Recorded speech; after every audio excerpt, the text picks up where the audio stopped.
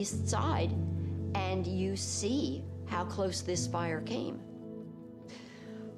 It was certainly a shock, and at the same time, it was such an incredible relief to have the house as safe as it was. I mean, I think with personal preparedness and being ready, it can feel overwhelming. It can feel like a lot to do, and the most important piece is to just start with one little bite at a time. Just start the conversation. Have some sort of plan. It can be as small as a meetup place, a destination that everybody will get to, everybody in the household will get to if there's a disaster. Recognize you live in a community, in a county, that really does take the emergency response as a priority. We have worked diligently throughout the last few years on ensuring that not only our staff are trained and prepared, but we're also putting that out for our community. The more prepared you are in your own community, the better the outcome is going to be. The level of community awareness, they have to be part of the solution. They have to communicate with their neighbors. They have to be part of the discussion in communities. They have to support the response, the prevention, the education, and ultimately the collaboration and the engagement. People have to be engaged at all levels. The more you think about it now, the easier it will be when the time comes that you need to evacuate. We've created this network, and we want you to make sure that you know that you can tap into that. So if you are feeling a little bit overwhelmed, not sure where to start, reach out to one of our offices, reach out to the Fire Safe Council or 211. We're here to support you.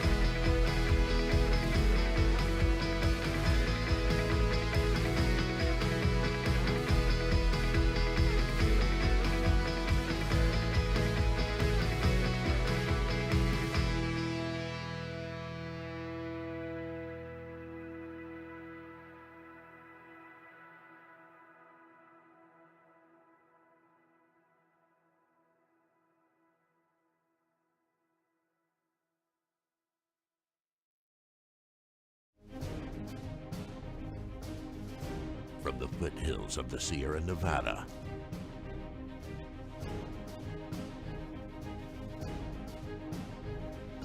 a new hero will emerge.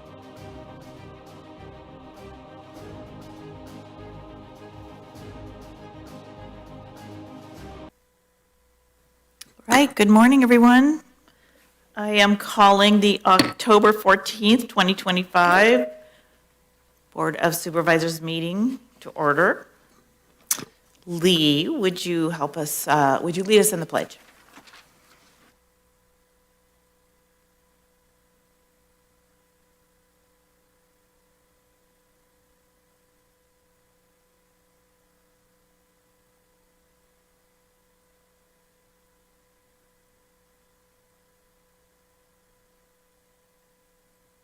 Okay, thank you. Madam Clerk, are there any corrections or deletions to the agenda? None that I'm aware of, Chair. Great, thank you. Well, we have a very exciting start to our meeting this morning. Our first item is going to be the swearing in of Armando Salud Ambriz as Clerk Recorder, Registrar of Voters for a term ending on January 4th, 2027 at noon. So just so folks know who are listening in or may still come in, we're going to start by introducing the item and going to board questions and comments, going to public comment, closing public comment, and then we'll do the swearing in. So we're doing all of the other stuff in advance. Supervisor Hooker Bullock, do either of you want to talk about the process or say anything? No, thank you. Congratulations to you. It's an auspicious day, and your public service has led you all to this point. So best of luck from this seat. Look forward to supporting you and the county as a whole. I know you're going to do a great job, and you've got a lot on your plate. I think the process was great, and looking forward to your appointment.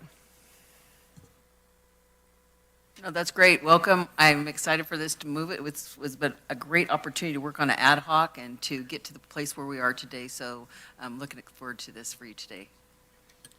All right, any other questions on the board? No, Lisa? Okay, then let's open up to public comment. And call-in, let's give a second for any call-ins, unless you, we have a call-in already. No call-in, I'm gonna give it. No callers for one. Okay, just gonna give it a second because we move kind of quickly and people need a moment to call in.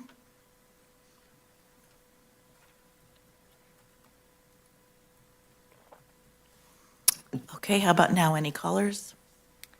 Still no callers. All right, we're going to close public comment in that case.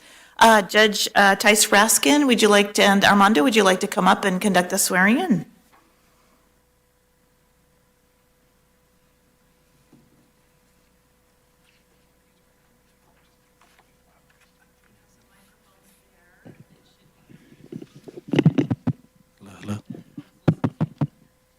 All right, good morning. My great pleasure to be here on behalf of the Nevada County Superior Court. Would you kindly raise your right hand and repeat after me? I, Armando Salud Ambris, I, Armando Salud Ambris, do solemnly affirm that I will support and defend I will support and defend the Constitution of the United States the Constitution of the United States and the Constitution of the State of California and the Constitution of the State of California against all enemies, foreign and domestic, that I will bear true faith and allegiance allegiance to the Constitution of the United States Constitution of the United States and the Constitution of the State of California, and the Constitution of the State of California, that I take this obligation freely without any mental reservation or purpose of evasion, and that I will well and faithfully discharge the duties upon which I am about to enter. Congratulations. Thank you.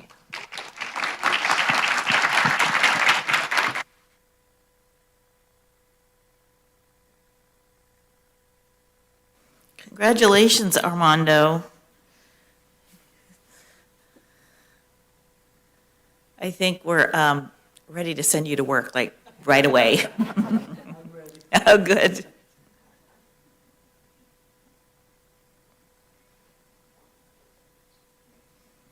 All right, fantastic. Why don't you stay up here if you would, and we want to, oh, Judge, can you stay up here for, we could do a photo op with everybody and then maybe one without the judge?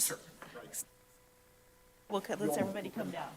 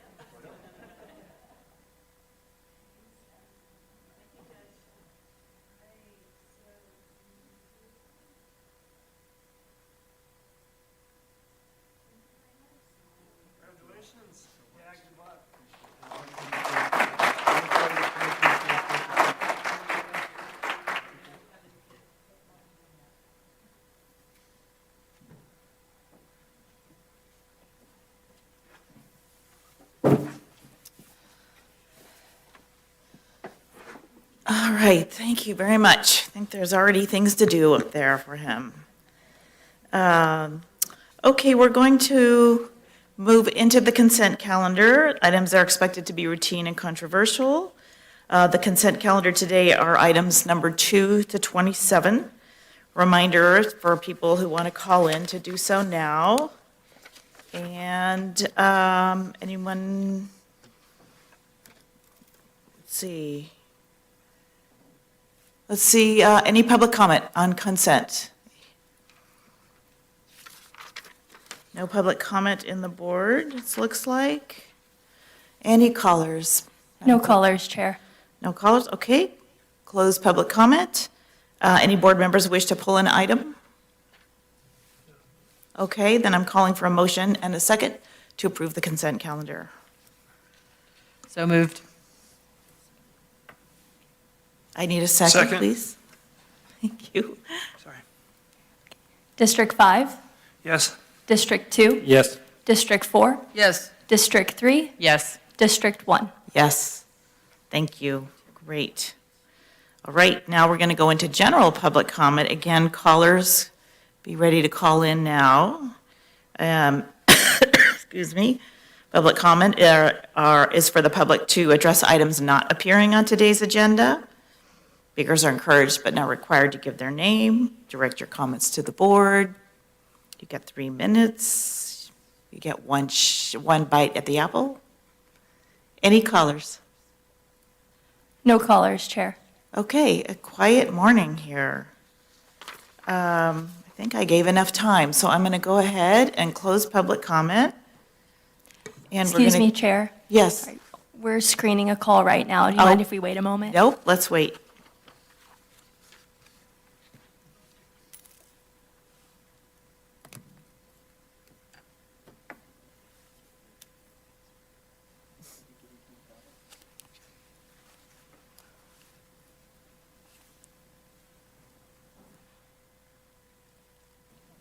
Oh, Lee, let's go to you. Is my microphone is not working? Hello? There we go, thank you. Okay, Lee, go ahead. Okay, thank you. Lee French, a resident of Alta Sierra. I'd like to comment on the 2 MAC meetings, the Municipal Advisory Committee meetings that I have attended. Both meetings were wonderful. We need more people from those districts, 2 and 4, to attend and make their comments. It was very informative. It was well done, with great respect to each and every person there on their comments. Moving on from that, I'd like to talk a little bit about the consequences that I see coming up should the RV ordinance pass.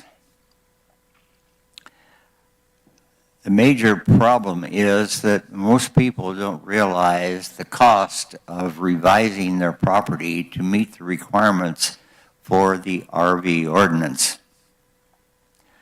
It requires electrical and septic and water and it's possible, I haven't dug into this enough, that there may be an increase in taxes and insurance, like fire insurance.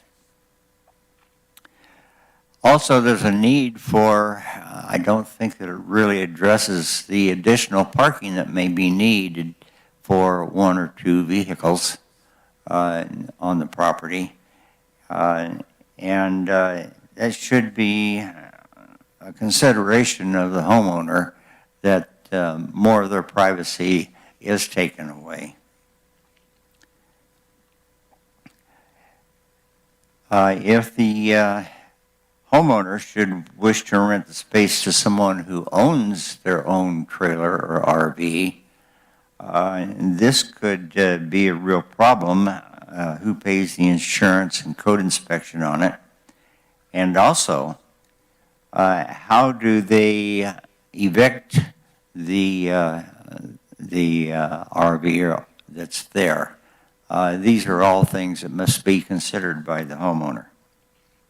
The county has unintended consequences, such as an increase in personnel and services.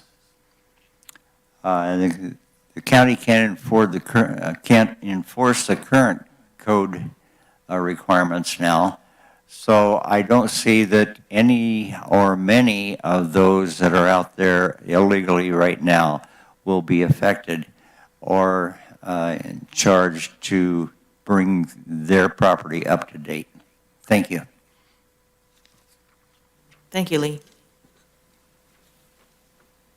Any callers at this point? Yeah, we do have one caller, Okay, Chair. let's bring them in. Okay, please bring the caller in. Hi, Board of Supervisors. Can you hear me? We can hear you. Go right ahead. Okay, very good. This is Matthew Coulter calling into the Board of Supervisors meeting with public comment. I would like to comment on the other things, but the meeting does move very fast. And until the camera switches to the podium where the public speaker is, you don't know how many people are in line. I see today that it's an empty room, which is pretty sad. I really hate to see our government dissolve like this with the people's opinion about what's going on many, many things locally. But today I'd like to bring up the bus station in Grass Valley at Tinloy and the neglect. There was just that huge project, very expensive, $1.5 million, I believe, for the electric chargers, and all the vegetation has been dead since COVID. Since a water pipe broke, and instead of fixing the water pipe, they just turned off the water, killed the trees, killed the vegetation. The crosswalk sign there has been laying on the ground for weeks. Very, very dangerous crosswalk. So these things really need some attention. I've tried to get no one seems to want to deal with that area of town for some reason. It's always somebody else's problem. I'd like to also mention the ongoing corruption in Grass Valley of spending well over $1 million suing me again today in closed session. You guys are directly profiting from these actions of Grass Valley and what Grass Valley is doing to gain revenue. A particular individual that you deal with on a regular basis, Mr. Wallace, who seems to get all the contracts for everything in town, the road crew shifted to his property to do work yesterday and forgot to put up the stop signs on Bank Street. So I had to go to the police station, get them to act. It's always someone else's problem, again. So I would really appreciate more management within the county, because it just seems like it's a free-for-all. And as I watch you guys and watch Julie and watch the empty chambers, it's just sad. And people being installed by crooked judges. That guy's a fucking crook. He is so corrupt. Good thing he's retiring, or otherwise he'd be going to jail. And these are the people you support, these criminals that are running around Grass Valley. I wanted to go down and buy a $1.29 donut, but I couldn't do it because someone's ODing in front of Safeway this morning. Big old scene. This is what Grass Valley's become, and the county's profiting directly from it. Really, really sad what is becoming of this town and the violence that's on the streets. Thank you. All right, just want to say that we don't condone personal attacks here at the county. All right, any more public comment in the chambers? Any other callers, Madam Clerk? No callers, Chair. Okay, then I'm going to close public comment, and we're going to move on to a department head matter, number 28, a resolution approving a revised pension management policy. So I know we're looking forward to having a in-depth presentation. And Aaron Metler, I'll leave it to you to make the introductions.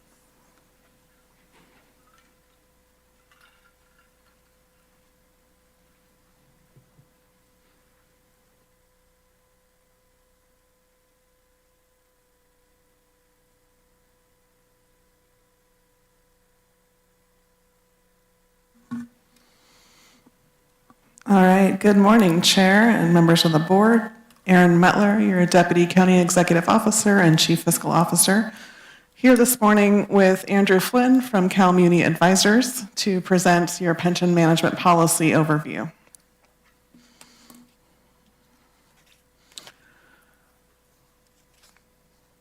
We started this process about 6 months ago, looking at our pension policy, which was established in 2019. Hadn't been updated substantially since that time, and with my incoming as your CFO over a year ago, this was one of the top priorities to review all of the budget policies that we have, this being one of them. In addition, there was a grand jury report from 2023-24 that identified pension obligation as a chief concern of the grand jury, and one of the recommendations was to update our pension policy, which the county agreed with that recommendation. So as we undertook that process of reviewing the policy, we discovered that it would benefit from having some external advising relative to pension management. It's a very complex topic, as I think each of you is aware. It's challenging, it's large numbers, and there's a lot of different things that we can do to improve our standing with our current pension obligations. And so we engaged with Cal Muni Advisors and Weist Law together to create a pension policy. We also involved the Debt Advisory Committee for Nevada County, which consists of your auditor controller, your treasurer tax collector, and myself. And then we had my two senior management analysts in the budget office to participate as well. And so we've taken under a process over the last 4 months of reviewing not only Nevada County's current standing with CalPERS, reviewing our actuarial reports, our unfunded liability, but also looking through a draft policy and really kind of coming up with a toolkit and a framework by which we can actively manage our policy, or our pension going forward.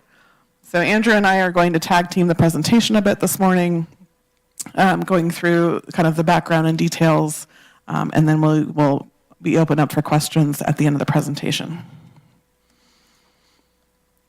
So really, the majority of California local governments, which includes not only your counties, but also your cities, towns, and some special districts, contract with CalPERS to manage their employee pension program.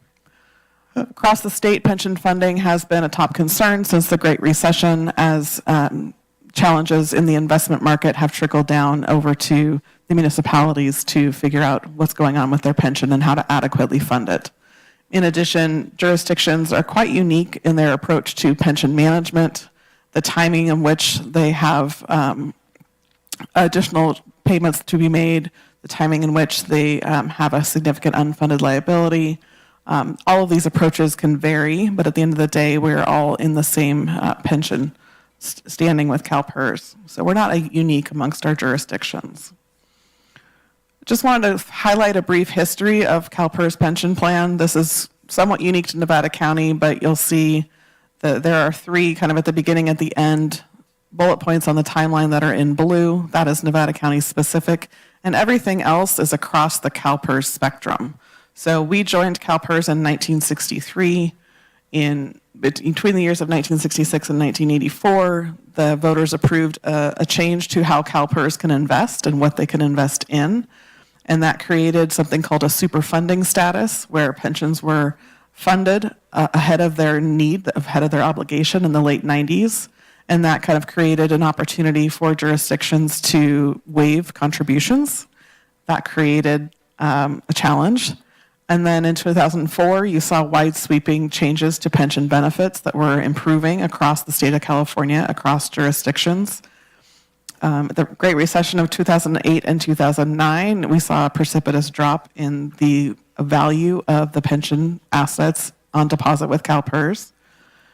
And then in 2013, the new PEPRA Tier 2 benefit was created. So employees starting in local jurisdictions with a CalPERS pension after 2012 have what's called a PEPRA benefit, which is a change in the pension calculation, intending to share the burden of pension costs between employees and employers. Between the years, I guess I skipped over, between the years of 2004 and 2018, the discount rate, which is the interest that CalPERS charges us for this pension, went from 8.25% down to 7% in 2018. That changed the amount of payments that we were required to give. It also changed the amount of obligation that we had on file, and that's kind of what started this unfunded liability conversation that we've been having.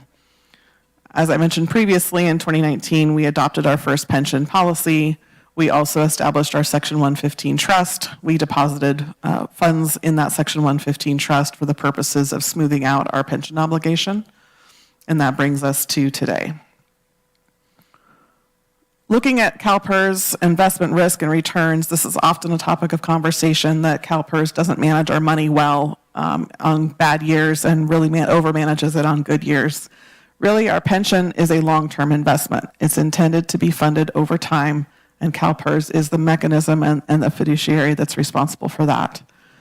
However, the county bears risk to all of our own investments, and failure by CalPERS to achieve the target doesn't relieve the county from our pension benefit guarantees to employees. And so you can see over time, the numbers are small on purpose because we're trying to illustrate a 20-plus year timeline that the past 5 years have been a great growth of 8%. However, that 8.1% fluctuates over that time frame. And so if you're looking at a 20-year investment and payoff of CalPERS, the average is 7.2%, which is actually above the rate that CalPERS is charging us. So although any given year can be up or down, the long term is hitting the average or is above the average as intended. Our pension obligation stems from the employee's normal cost, which is the annual cost of the pensions. Employees pay a portion of their own pension as part of their payroll deduction, and that's bargained, so it's based on bargaining unit and type of position. At Nevada County, our employees pay anywhere from 10.8% to 29.35% of their salary each paycheck. That's the county's cost is between 10.8% and 29%. The employee's share is between 8% and 14.5%. There's also a payment towards the unfunded accrued liability in each of the payroll transactions, which is part of your budget process for employee salary and benefits. It's handled as an aside within the budget. A brief definition of unfunded accrued liability is as follows. Basically, your total accrued liability, so what you've promised to pay to your employees, less the market value of the assets on deposit with CalPERS, so what you have already paid in, and investment earnings. There's always a difference between the two, and so that calculation ends up being your unfunded actuarial liability, or UAL. Apologize for the acronyms and the complex words today. But as I said, this is a complicated topic. So that calculation comes out with what we owe. We did do a comparison of our county relative to the 8 comparators that we often compare ourselves against. You can see Nevada County is second to the lowest at 63.7% funded. These are numbers as of 2023. However, within this group of counties, we are all in the 60th percentile. So we are in line with our comparator counties. I will note that Butte at 68.9% issued pension obligation bonds in 2004, and they also did a refunding in 2020. So that's one way that they achieved a higher pension funded status. However, they're not at 100%, nor are they close to 100%, even having issued those pension obligation bonds. Sutter, on the other hand, 69.9%, they undertook an aggressive stance on their pension obligation and started making additional payments in 2019 with a sole focus on closing that gap between their unfunded liability. And so they've actually managed to achieve a 69.9% funded ratio without issuing those pension obligation bonds, simply by actively managing their pension and putting those additional discretionary payments towards key years. Within our county, our other jurisdictions, Nevada County is the lowest at 63.9%. You can see Nevada City, Truckee, and Grass Valley there as well. Grass Valley issued pension obligation bonds in 2019. Also of note, they're not 100% funded. So even though you can issue a bond, in essence another debt, to pay off your debt, it is a one-time solution, and it doesn't preclude that pension obligation from increasing relative to the investments on deposit. And so you're always playing catch up, and in addition, you have another payment to make, which is one of the recommendations, or one of the reasons why we have not recommended a pension obligation bond as a way to close the gap for our liability. Looking at our pension management policy, again, it was adopted in 2019, no significant changes since then. And really, the intention of the policy is to provide a framework for which we review and address our obligations. I've already mentioned the grand jury report as kind of impetus, and that we've contracted with 2 consultants, as well as a collaboration with the debt service advisory team. I'm going to hand it over to Andrew now to go over kind of the nuts and bolts of our CalPERS pension plan so that you see what's unique to Nevada County, and then also walk through the proposed policy. Andrew? Thank you, Chair, members of the board. Thank you for the opportunity to be here with you today. Again, my name is Andrew Flynn. I am with California Municipal Advisors. I'm a registered municipal advisor representing agencies across the state, working very heavily on the topic of pension as well as other general municipal financial matters. This is an area of topic that's extremely important to me. Again, we all know that this is a challenge for all agencies. Excuse me. This is a challenge for all agencies. Again, as was noted, with the Great Recession back about 15 years ago now, we've had unfunded liabilities that are an ongoing challenge for agencies. And really, I think what's important to recognize is that CalPERS creates a very robust framework within which these liabilities are understood. It allows agencies to be thoughtful and proactive about how they engage in managing these liabilities, but that does put it on the agency itself to be thoughtful about how it engages in this process. So what we've done is we've worked with Aaron and the team to really think about what is that framework that should be in place. It's important to recognize that these liabilities don't disappear, right? They don't disappear all at once, right? This is a long-term process. These are obligations that the county has made to its employees, and those obligations are still being accrued each year with new employees. So you can imagine that even as we have unfunded liabilities now with your classic plans, in 20 years, you have PEPRA employees, right? The same structure is in place in terms of how we understand the accrual of these liabilities and how we think about funding them. CalPERS has a very robust framework within how we think about that. And the discount rate, as Aaron mentioned, is that framework. Essentially think of that as the pivot point within which we think, how much do I need to contribute today versus how much is going to be earned long term. So we're always thinking about this teeter-totter effect of how much is going in today versus how much am I deferring, and understanding that if I have a shortfall, the county has to make up that 6.8% shortfall as long as it's outstanding. Now that discount rate can change over time, but generally speaking, CalPERS has decreased it. And so now we're thinking it's at 6.8%, which is much lower than we were at in the late 90s of 9.5%.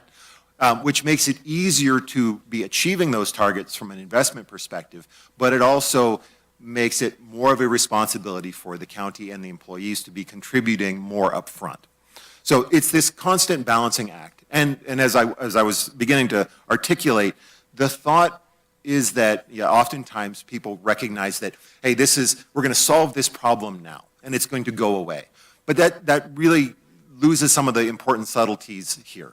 Right, PEPRA plans are young. You don't have as many employees in those plans yet, but they are still accruing benefits. And as you think about it, right, 20 years from now, we could have a financial crisis. And all of the assets that are in place to benefit those future employees can experience financial declines. So how do we think about proactively mitigating exposure to that liability on an ongoing basis, rather than trying to say, how do we solve it and make it go away? We're trying to build resilience long-term in terms of how we think about supporting these liabilities and funding our employees long-term. So with that, this really isn't just about short-term cash flow management, and it's not just about long-term cost mitigation. This is really a spectrum question, right? Each year, right, as the budget is developed and as the budget is adopted, you have to ask yourself the question, what can we proactively do within the context of the overall budget of the county as it relates to pensions? And what we find is that often agencies will think about other general budget items, and there's always important topics to be thinking about, but we think about CIP projects, major infrastructure, and then pension is set on the side. And oh yes, we have to think about pension as well. What we're proposing is that you bring that into the fold and think of pension as part of that ongoing dialogue, because every incremental move, every small move that you can make in an individual year benefits you long term. This is a time value of money exercise. if you put a little bit in today, right, it benefits you long term. We all know this in the private sector, the benefit of your 401k. It's the same principles. The question is how do we think about this in a framework, understanding that you have multiple priorities, and pension priorities often are things that you feel like you can just do the minimum. But if you're doing the minimum, you're exposed to that 6.8%, which is typically the highest cost liability that a public agency will have. So we want to mitigate our exposure to that and find proactive approaches to be thinking about that on an ongoing basis, not one-off shots, but on an annual basis, be thinking about how does this fit into the broader context of your fiscal picture as we are thinking about budget adoption and budget implementation. So what I'm showing you here is really the last essentially 3 years of your liabilities. This is actually a good story to be telling right now. So 2023 on the left there is the actual current CalPERS reports that were released last summer. So CalPERS works in arrears. They release reports for 2023 in the summer of 2024. And so that was the most recent report we had. And you can see that you have a 36% shortfall in the funded liability, which again is very typical for agencies like the county.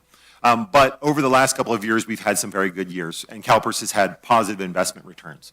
So as you can see in 2024, the liability drops to 34%. And then we are forecasting, because CalPERS just announced this summer that they had a fantastic investment year concluding on June 30th. And so we're forecasting that you will be down at a 30% shortfall when the reports come out next summer. So you can see this is a rolling process. And it's constantly evolving, and you want to be thoughtful about not just what was the report in 2023, but how are we understanding the evolving dynamics over time and making proactive steps, knowing that some years you're not going to have money to contribute extra. You're going to have other priorities. But in those years where there is a little extra, how can we be thoughtful about making a small contribution to these plans to be proactively putting money aside, whether it's directly into CalPERS or into a 115 trust. So this is the current amortization schedule of the unfunded liabilities. As you can see, it's this big dome-shaped structure. You can see on the left the green historical payments, and then the blue is your current amortization schedule going out. So this is literally straight out of your CalPERS reports. This is just saying these are your unfunded liabilities today. You can see it's $273.9 million in principal. And then there's $175.8 million of interest. That's your 6.8% discount rate baked into that structure, assuming that this structure stayed as it was as of June 30th, 2023. So it's, again, this is an evolving structure, and we can get into lots of fine details about how they amortize these things out. But there is a clear and articulated structure that they utilize to manage this structure and how these liabilities are amortized over time. And so there's a reason there's a dome structure. And we can be proactive in terms of how we pay into this structure to either lower the top of that structure or shorten it, or do both, right? Depending on what the needs of the county are forecasted to be over time, to again be thinking about how do we mitigate exposure, because we don't want the dome getting too big, but we also don't want to be paying too much in the short term, because again we've got other obligations to be thinking about. So there's always this balancing factor that we want to be thinking about.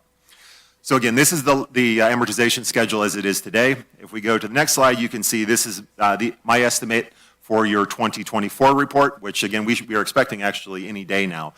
So you can see that red there is basically unfunded liabilities coming off the top. Because again, they had a positive investment year, it was above 6.8%. So they basically go through, they calculate how much that benefit was to each of your plans.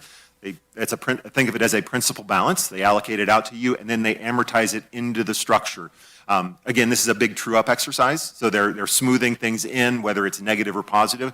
So in this case, you have a positive year, and the top is coming off of that structure. And this is the estimate for 2025, so the report coming out next year, you can see it's even better. The top is definitely coming down, so now we have not only the pink, but the light pink as well.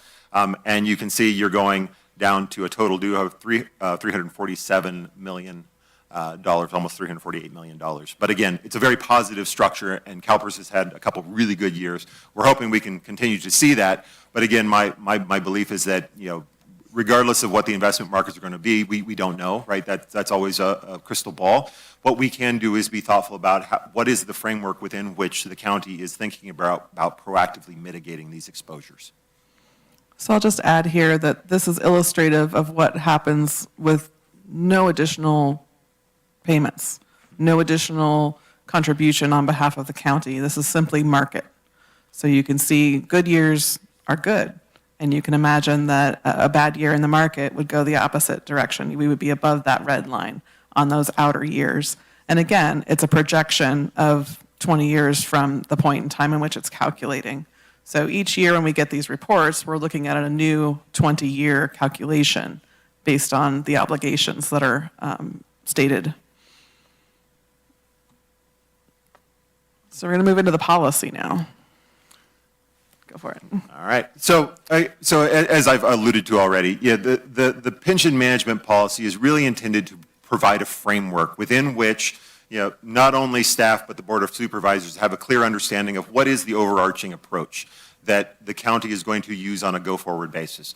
Don't think of it as it's not necessarily prescriptive. This isn't, you have to do this or that in any particular year. It's more about what is the toolkit that we want staff to be thinking about and proactively bringing forward as part of the budget process every year, right? What are the things we should be thinking about? What are the long-term targets and framework that we should be accomplishing, recognizing that, again, ultimately, your obligation is 100%, right? You have this obligation to employees of 100%.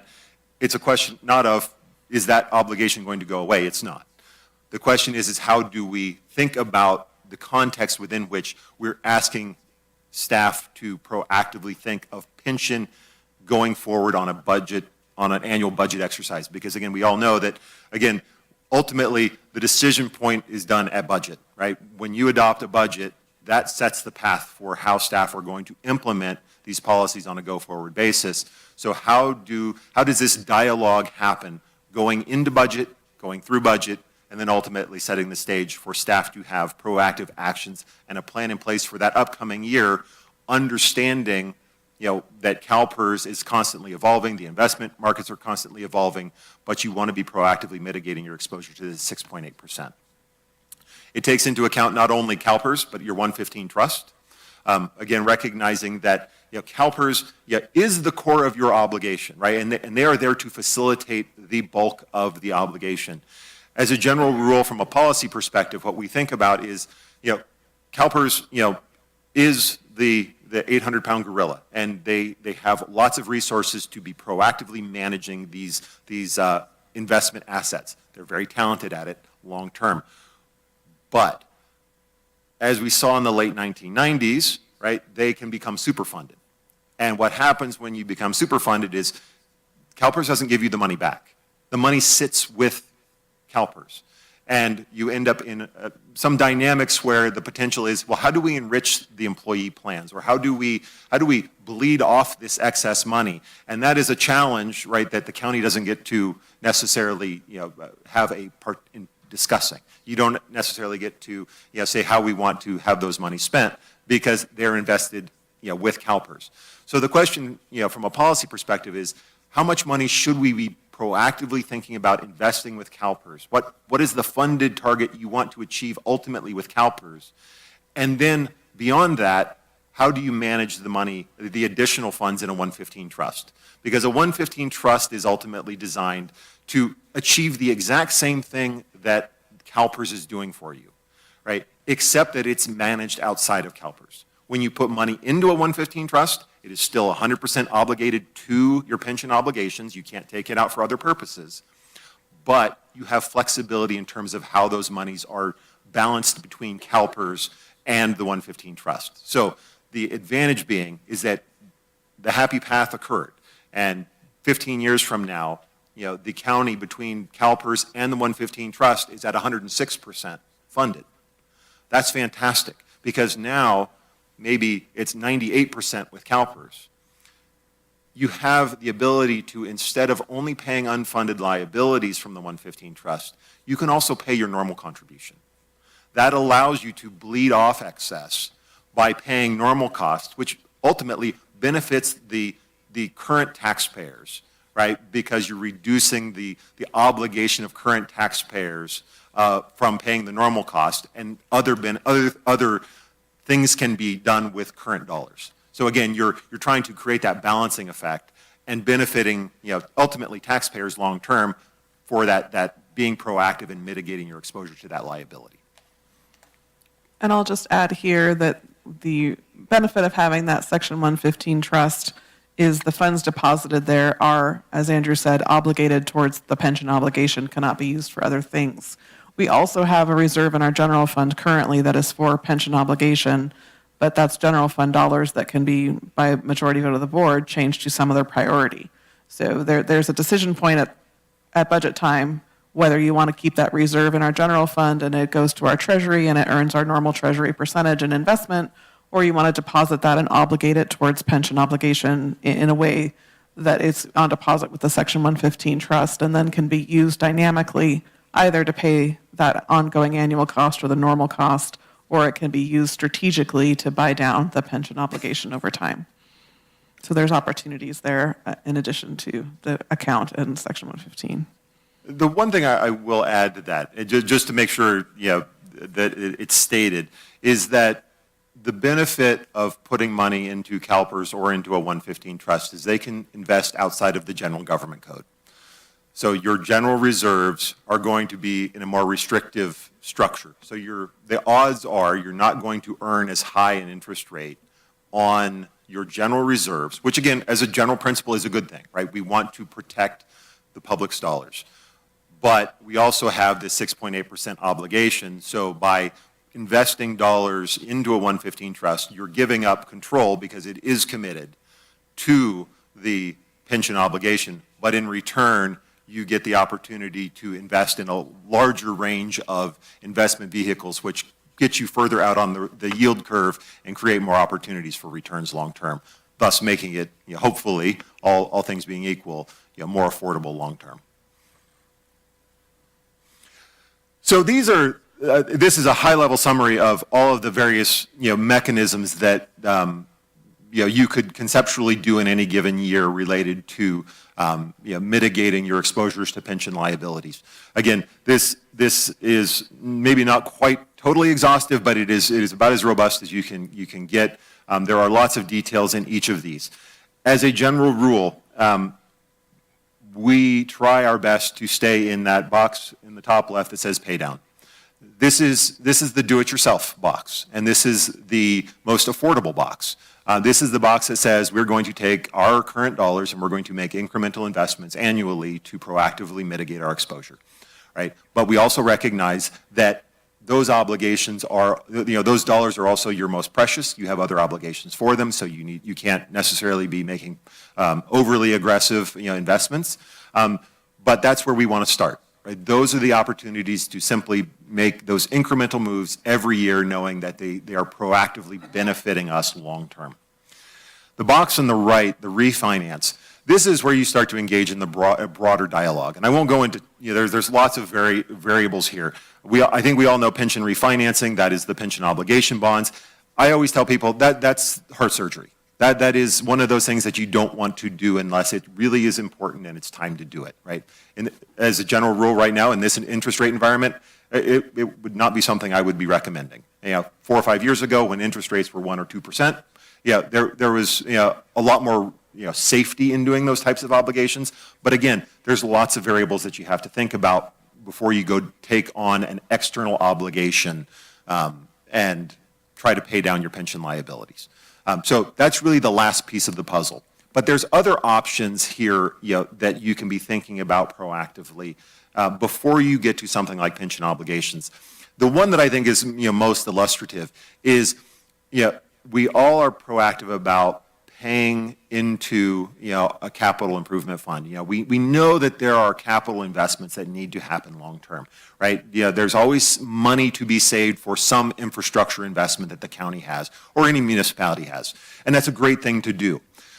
But we also recognize that when you're saving money for capital improvements, you're invested under the general government code, right? So you have a lower return on those dollars. So if you're saving over 5 years, and let's, for argument's sake, you're saving, $20 million, that $20 million is only earning you, 2 or 3%.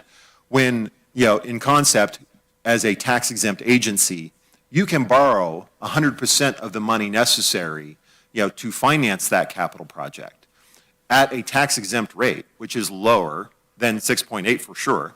And you can use those dollars that you would have reserved for your capital project to pay down your unfunded liabilities, and therefore gaining value long-term. So again, that's just one example, right? There's lots of these types of examples that, we are asking staff to look at every year, right? What is your capital plan? What monies do you have available? How are they reserved? What is the intent of them? And given the interest rate environment today, given the obligations today, what are the recommendations that should come forward this year within a context? Again, this isn't prescriptive. All of these things should be on the table and considered, and they should be brought forward if staff believes they make sense. But we also, want to have that discussion on an annual basis because there, again, as I always say, this isn't something that happens all at once. Ultimately, from a pension management policy, again, we are firm believers that transparency and reporting is one of the key obligations of local government. So part of this is making sure that all of the pension reporting is always up on the website, available to the public and all constituents. Again, and just as a general rule, when you're engaging in the capital markets, having a very robust transparency portal, allowing investors to see where you're at, whether it's pension obligations or other obligations. Again, we're firm believers that getting that information out, showing your proactiveness is something that benefits you long term. We work with lots of agencies who have gone to market for various purposes. As we adopt these types of policies, the rating agencies consistently are very, very positive about how that reflects on the long-term management of the district, of the county, of the municipality, and they consistently get higher recognition in terms of ratings because of that proactivity. So our recommendation before you today is to adopt the pension management policy and policy addendum. You have 2 documents attached to your resolution. Exhibit A is really intended to be the policy. It's a very high-level outline. The addendum is supposed to be more of a working document for staff, which will inform our annual reporting process that Andrew just spoke of. So our next steps after adoption of a policy are to develop an annual pension funding plan that will be incorporated into the fiscal 26-27 budget proposal.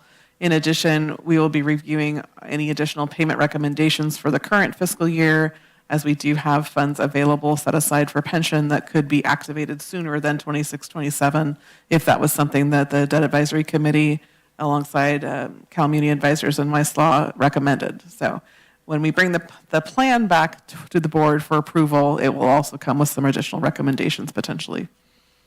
And with that, we're happy to answer any questions that you may have. Thank you so much for that robust presentation. A lot to cover. Excuse me, it looks like you sort of went through the actually policy recommendations, but not directly. They're in the attachment. Did you want to say anything more about explicitly what the policy recommendations are? You have A, C, I don't see a B. Yeah, do you want to talk specifically about the items that are in that, or do you feel like you covered that in the options? Sure. So the policy, the addendum, I think is what you're looking at, Exhibit B, really goes through the toolkit of options. We could spend all day talking about each one of those because they're all different. I think the gist of it that I'd like you to take away is we have options that we will look at each year as part of our plan development. And we is going to be the Debt Advisory Committee, Treasurer, Tax Collector, Auditor, Controller, and myself, along with anyone else that would like to input on that process. And so back to the slide of the 3 options here, really this is what's in the policy as a toolkit. So you have recommendations on the pay down side, recommendations on the refinance side, and recommendations on the stabilization with the 115 trust. Each of those opportunities is something that we would discuss each year based on our financial picture, based on our outlook from the prior fiscal year, how we ended the year, what our projections look like in terms of revenue, whether there's excess funding available or not. So these are the kind of the options that we'll go through. I'm happy to touch upon any one of these in more detail if you have specific questions, but really it's just intended to be, there are 9 different ways you can do this. Right, but I do see that in the recommendation, it does say, it provides, there'll be a process for determining the funding level objective. There'll be establishment and operation of a 115 trust pension reserve fund, which we already have. So that is what you're recommending we do right now. So that's a recommendation, not an option. Correct. Okay, same with transparency and reporting. You're recommending that we do this portal and we be transparent. That's Right. already what we would be approving today. Annual budget to contain policy-directed information, and then review of the policy. So you are making some clear recommendations today, and then you're going to come back with a more detailed plan. Right, so At the a later policy is, again, providing that framework. Right. Of, upon adoption, we will establish this transparency portal on our website. We'll populate it with the information that we have available at this time. We'll start working on developing that initial pension plan. Okay, all right. That's a little confusing, but I think I understand that. Any questions to my colleagues? Rob? Sure, thank you for that. It was really informative, and I think a good step. Just a couple of clarifying questions. When you had the graph there, and obviously there's been 3 really good years, that makes sense since the markets have been the best they've been in history. And so I guess the natural assumption would be if the markets were to go down, like you referenced previously, then that long-term graph would change. So it's always kind of a moving target. Exactly. Yeah. And then I wrote down these. Oh, the pension obligation bonds that you spoke of. When you talked about there being like an additional payment that would add, can you talk just real briefly about the idea? I think somewhere in here it references if there's a net gain of like 10%, that you would recommend doing that. Is that with the pension obligation bonds or a different type of financing? I guess my question is, I've always had sort of the understanding that these bonds or the refinancing is really just replacing the existing debt at a higher rate, more attractive rate, as opposed to adding another. I mean, I guess you could borrow money to pay down, but can you just briefly clarify that for me? The idea, I think you said it adds an additional payment. In my mind, that was replacing a payment with a more attractive one. Once again, the criteria being that you outlined, I think it was 10%, that makes it worthwhile.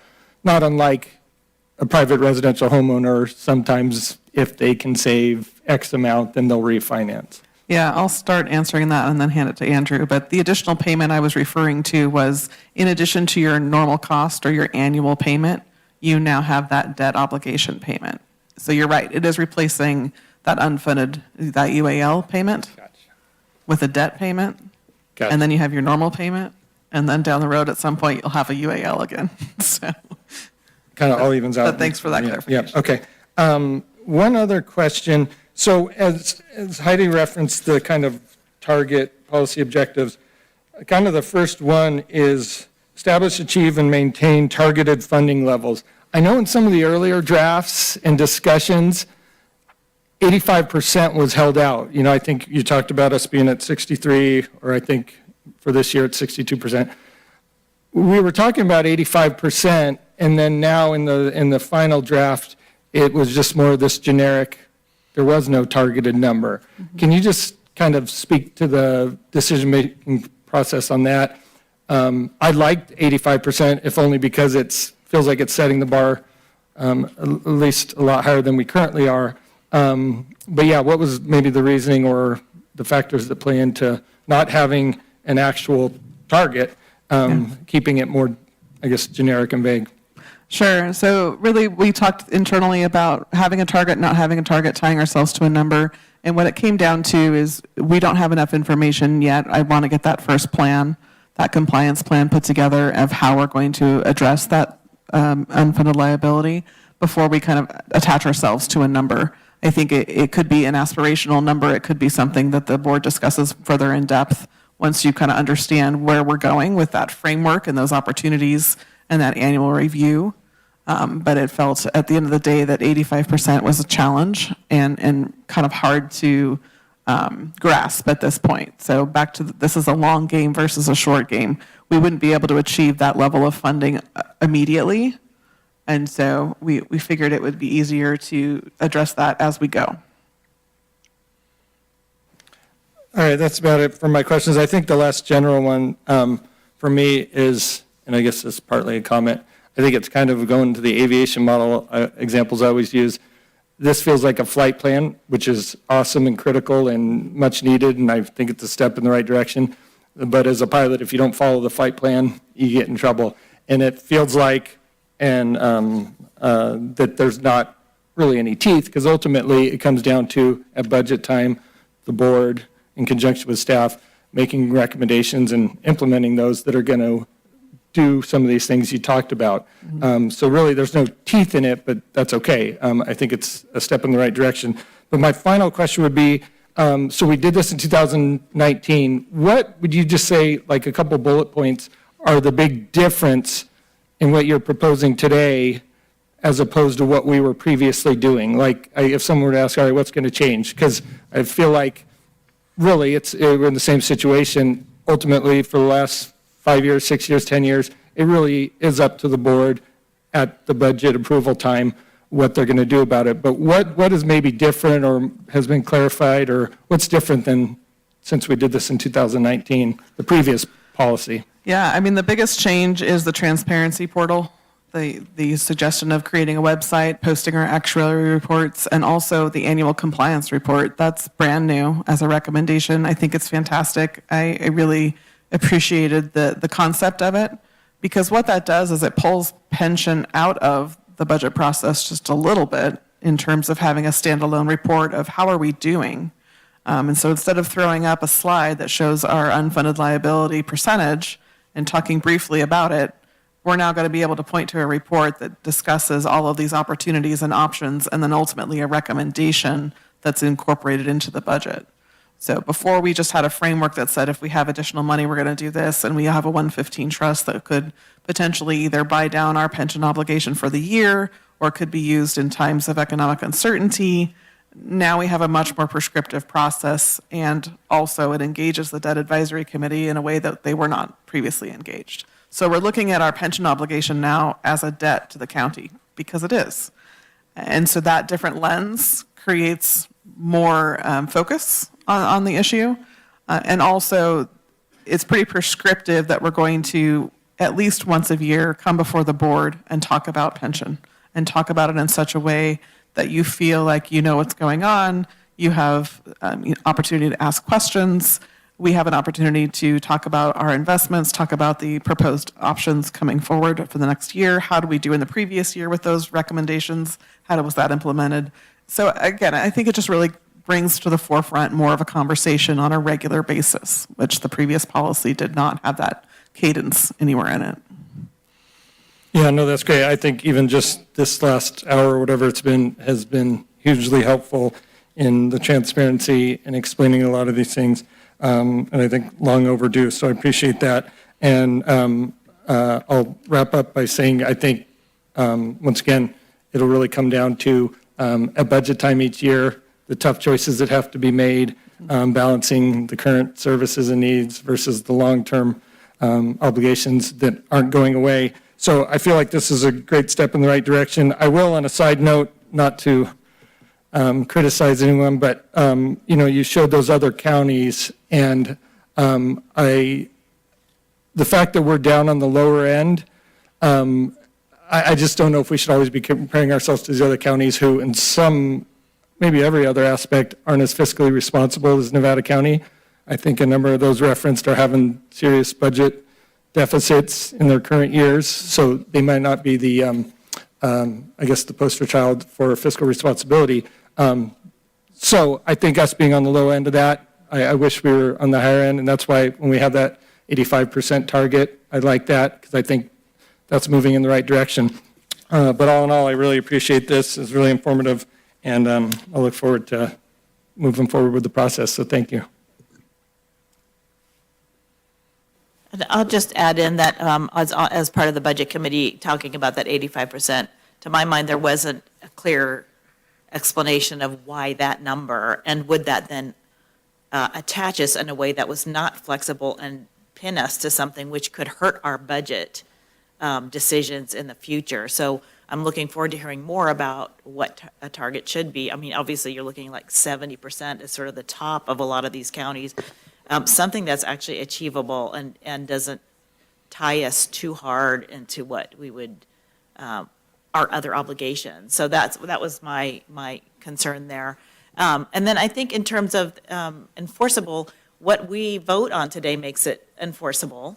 And I do think, I mean, you're coming back with another plan, which might be more specific about how we do start putting money in a different way, or managing it differently in some of the ways you described to us. So we're going to see something more specific later, right, Aaron? Correct. Yeah, then that'll be a 1-year plan.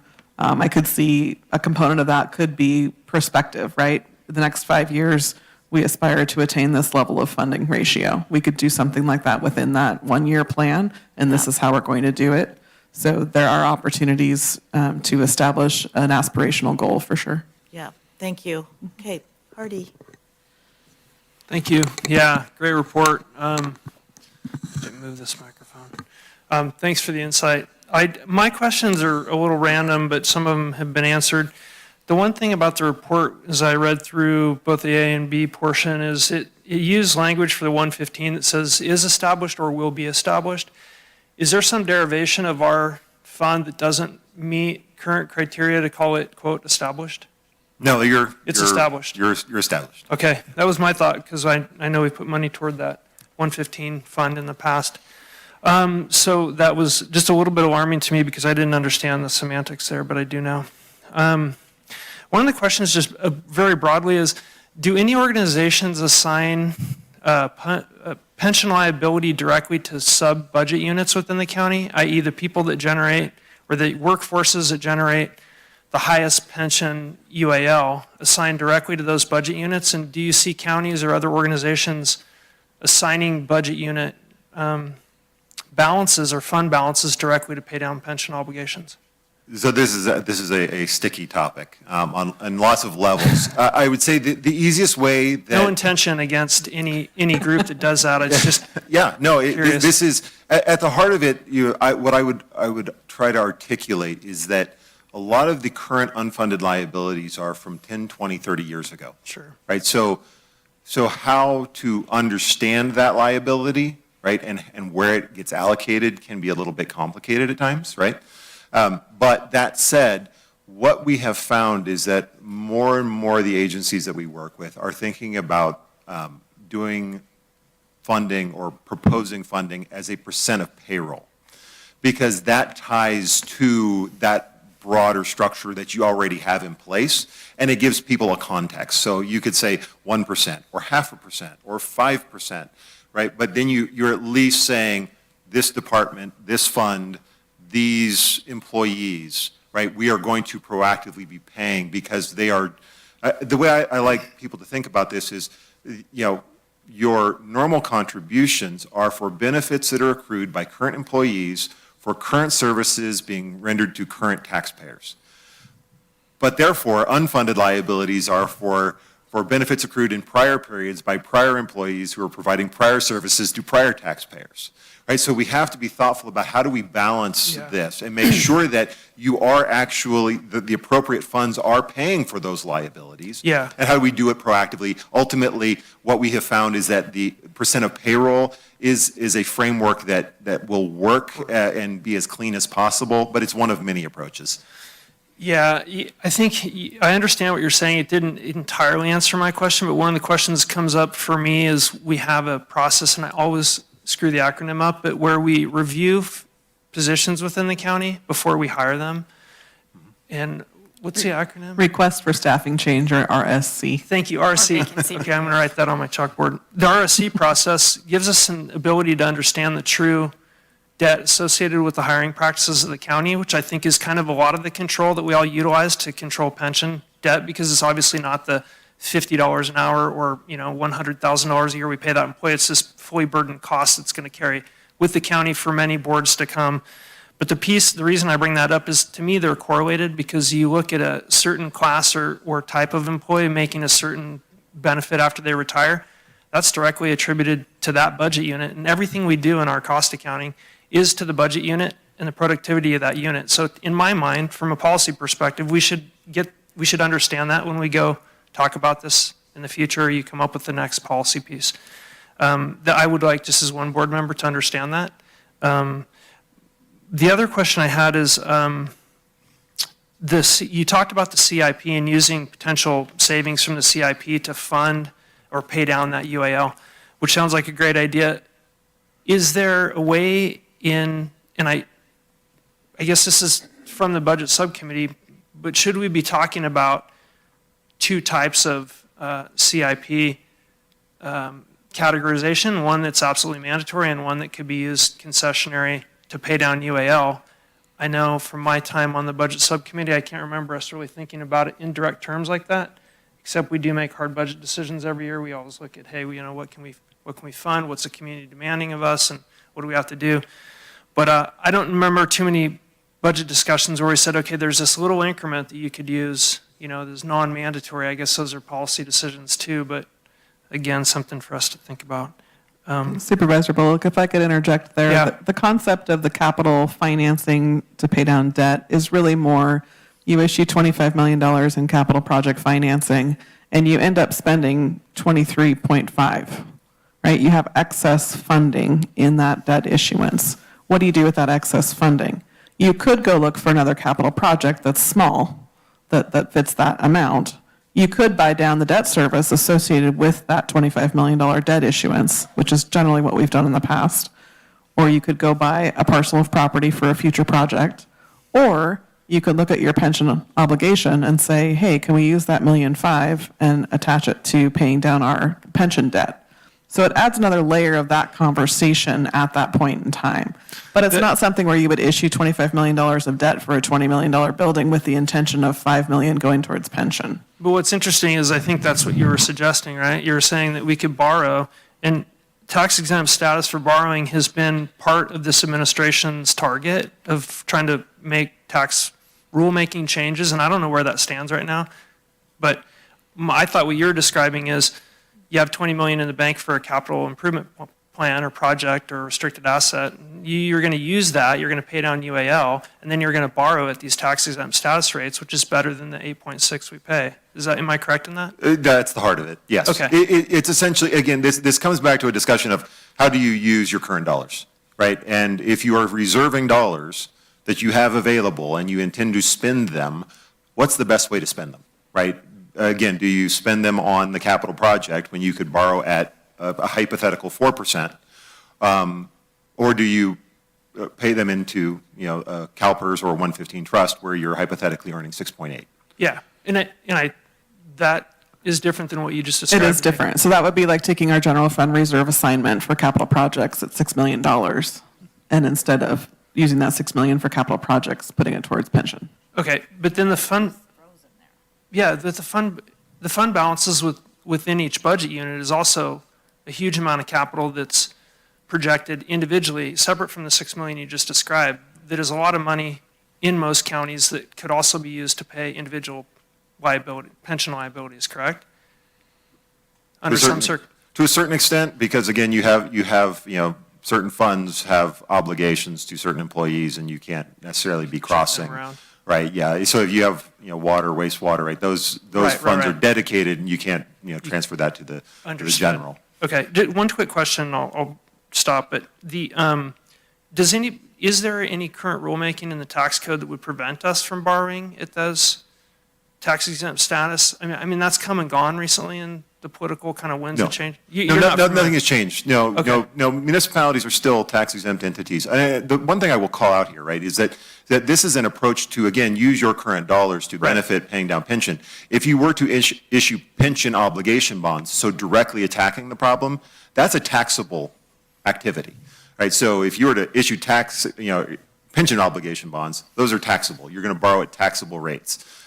So this is a different way to think about it. And again, that's why I say it's thinking about how you're using your current dollars, right? Am I using my current dollars to pay pension or to pay for capital projects? Because you are a tax-exempt agency, you can borrow at tax-exempt rates to finance your capital infrastructure. Yeah. Right, so it's thinking just about, again, how are we using those dollars and what are the recommendations coming forward in any given year as we think about making these incremental moves.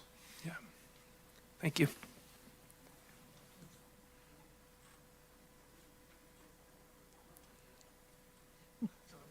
Okay, well, we're going to open it up to public comment, and then we can come back and ask more questions if we have them. So thank you. Let's open it up for public comment.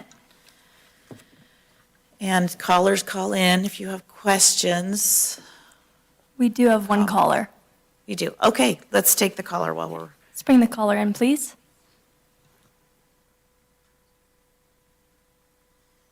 Yes, of the 100,000 people in the county, there's one person that's interested in multiple subjects.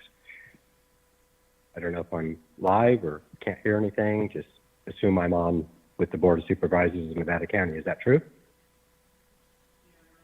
Hello? We hear you loud and clear. Hello. Okay, pretty good. I have no idea if I'm on, if you're hearing me. There's just a blank screen. We could save the county a lot of money by getting rid of some dead weight, and that's employee weight. We have employees working for the county that shouldn't be working for the county. Not only are they not good representatives to the county, they're freaking criminals. I had to call Human Resources about a guy threatening on my Facebook page. And then I go, and this is what people don't understand, that all this public stuff is available. And I go and I find out that he's a county road worker. And Matthew, please keep to the subject. Please keep to the subject. This is the pension policy subject. Thank you. Keep interrupting me. Okay, can you roll the clock back then? Or do you need more time to drink? What the hell is going on with the county?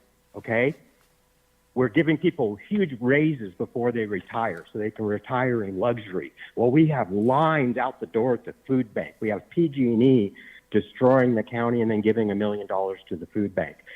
It's this rob Peter to pay Paul situation that's going on as I stand here at Mount St. Mary's and wondering why our poor town is in such a state of freaking decay. It is just so sad that the priority and the number one word that I heard through this whole presentation was but, B-U-T, but. So this is gambling. You guys are gambling, and of course you're going to win because you give your guys raises. I have somebody just posted it on my page. How can I find out the salaries of employees? Well, you can't. They're several years old, several raises ago. So unless you're going to do a public records request and get down to the nitty-gritty like Paulie did, you can't get information out of the county. You guys are roughshotting over the public and just milking them to such a degree that they are suffering to the point of suicide. A 9-month pregnant woman stabbed herself in the stomach yesterday. I mean, we've got a lot of stuff going on in the county that needs attention. When I hear people counting beans in jars, and we run out of ambulances and all kinds of other critical things, and you want to give people more money and vote your guys' raises for yourselves, it is disgusting. It is literally criminal what's going on in this county with the finances. And it will come to an audit at some point. And I know some people will have their bags of cash and escape before it happens. But in the meantime, we're left holding the empty bag full of shit. So please, get on the pro. Thank you for your comment. Do we have another caller? No other callers, Chair. Okay. Anybody in the board chambers, public comment? Okay, we're going to close public comment, bring it back to the board. Hardy, did you have some additional questions you wanted to ask? I have comments, no questions. Okay, well, it's time for, yeah.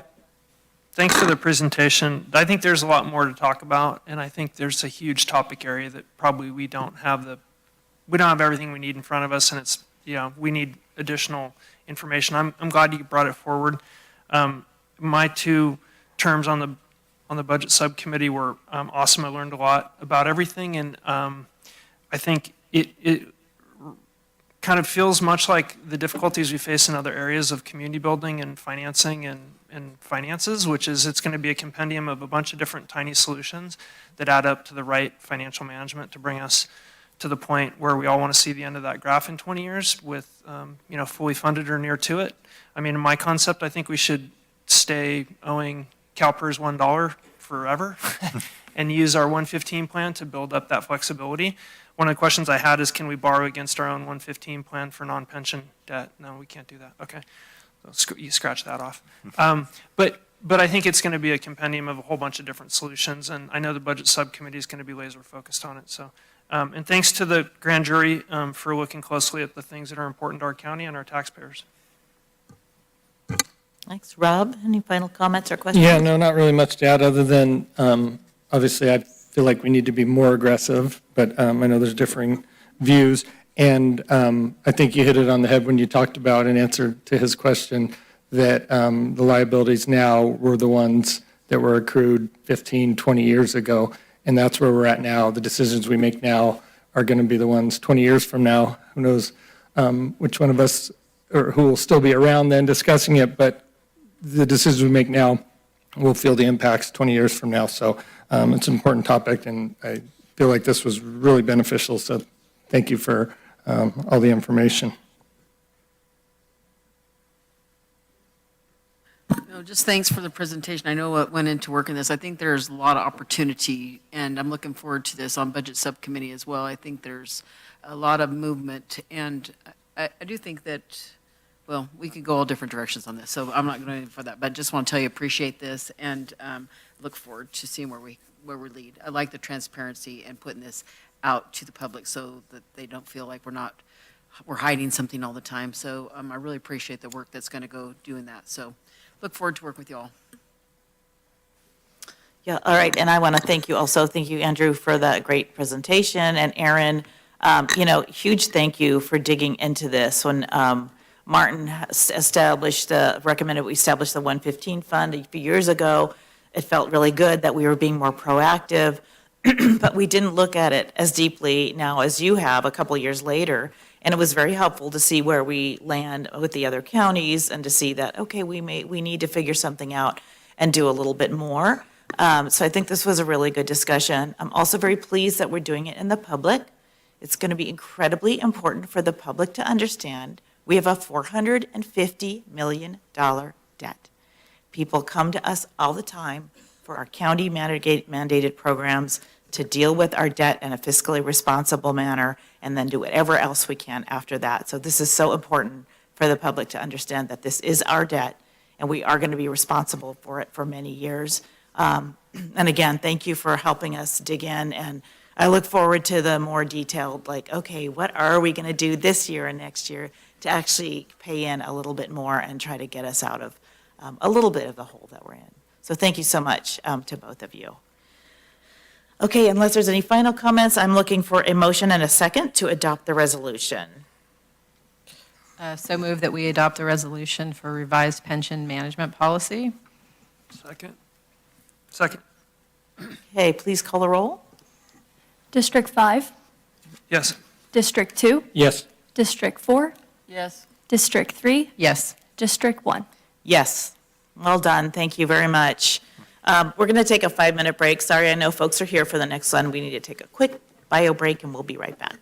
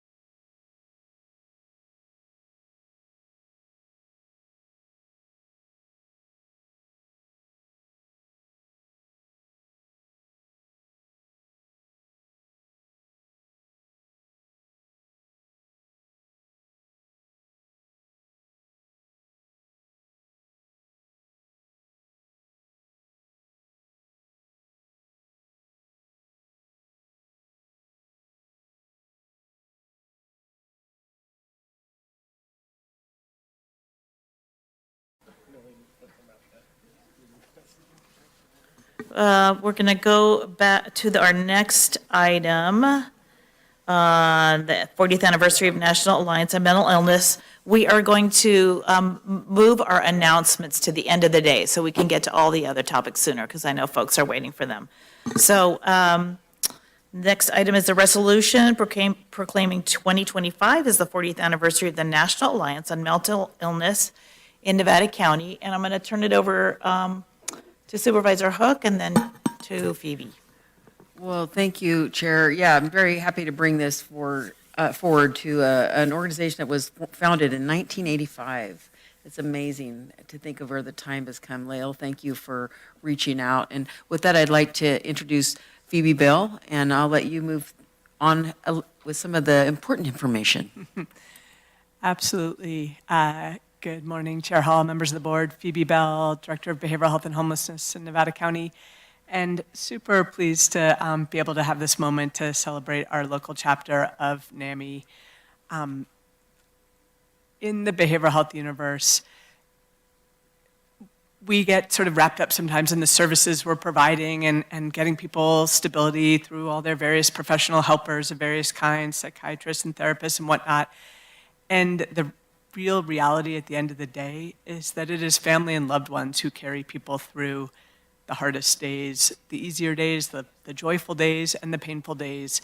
And having those partners at the table throughout that journey, having them there as advocates for their loved ones, having them there as supporters of their loved ones is such an incredibly critical role in the long-term well-being and stability of all of us as community members, but particularly for folks who are struggling with serious mental illness.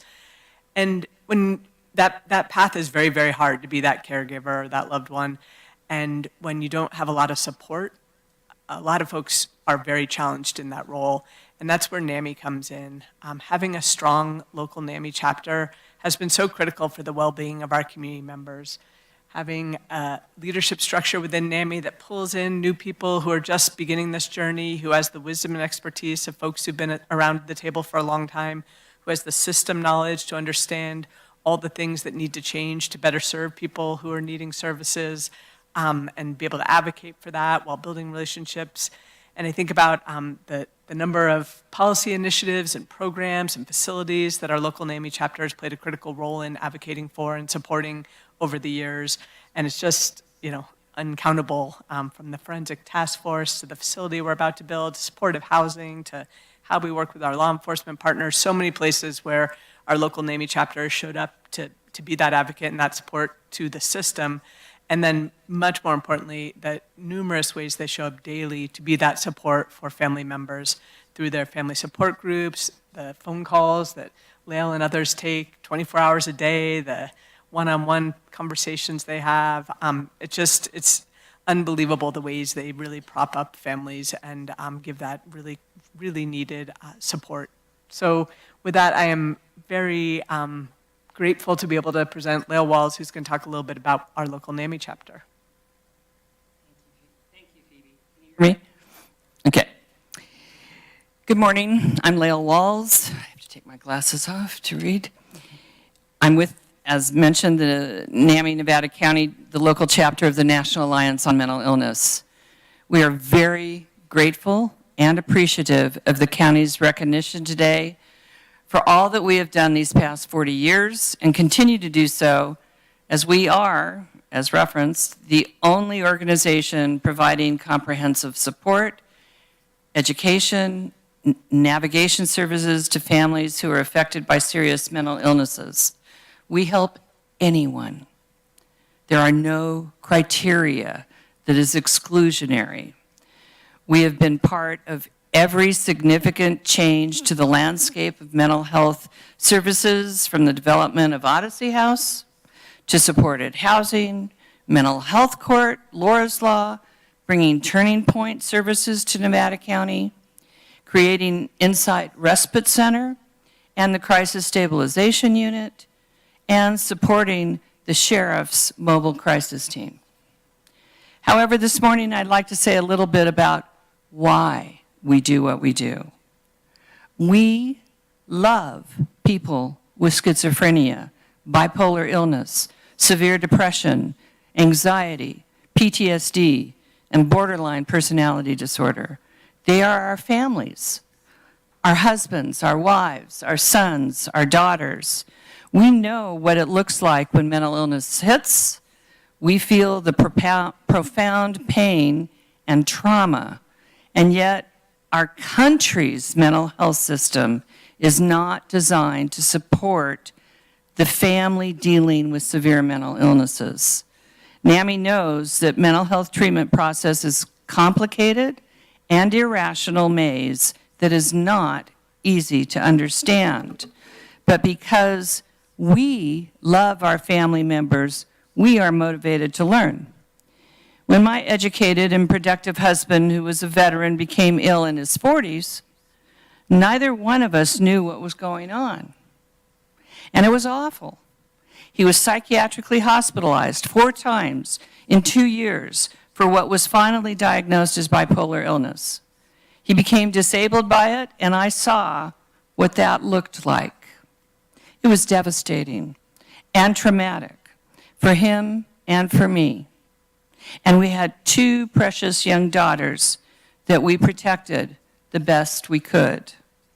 So when our beautiful daughter, at the tender age of 12, here in Nevada County, said, "I think I have Daddy's disease," it was like the air had been sucked out of the room and I could barely breathe. I knew she was right, as she had been struggling for months. I just thought it was the impact of puberty. And it was, but not the way I thought. I learned from Stanford that when there's an underlying genetic predisposition to a psychiatric illness, an environmental hit, such as changing hormones and puberty, can trigger the onset of the illness. The literature tells us that more than 50% of serious mental illnesses begin prior to the age of 14. But sadly, that is not when treatment typically begins. And although there are strides to correct this, there is still too much ignorance.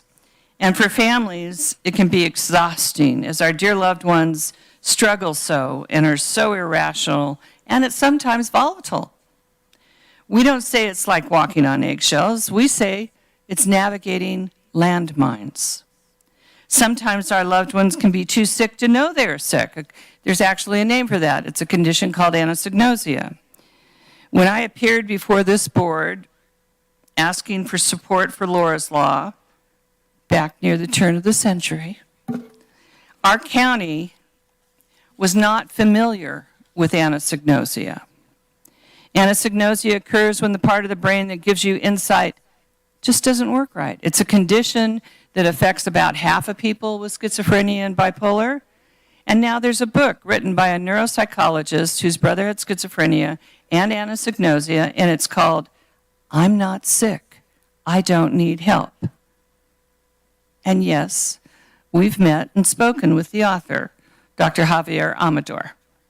He was at a NAMI conference last year. So there are 2 points I want to leave you with. First, as I mentioned, over 50% of people with serious mental illness may not be able to recognize that they are ill.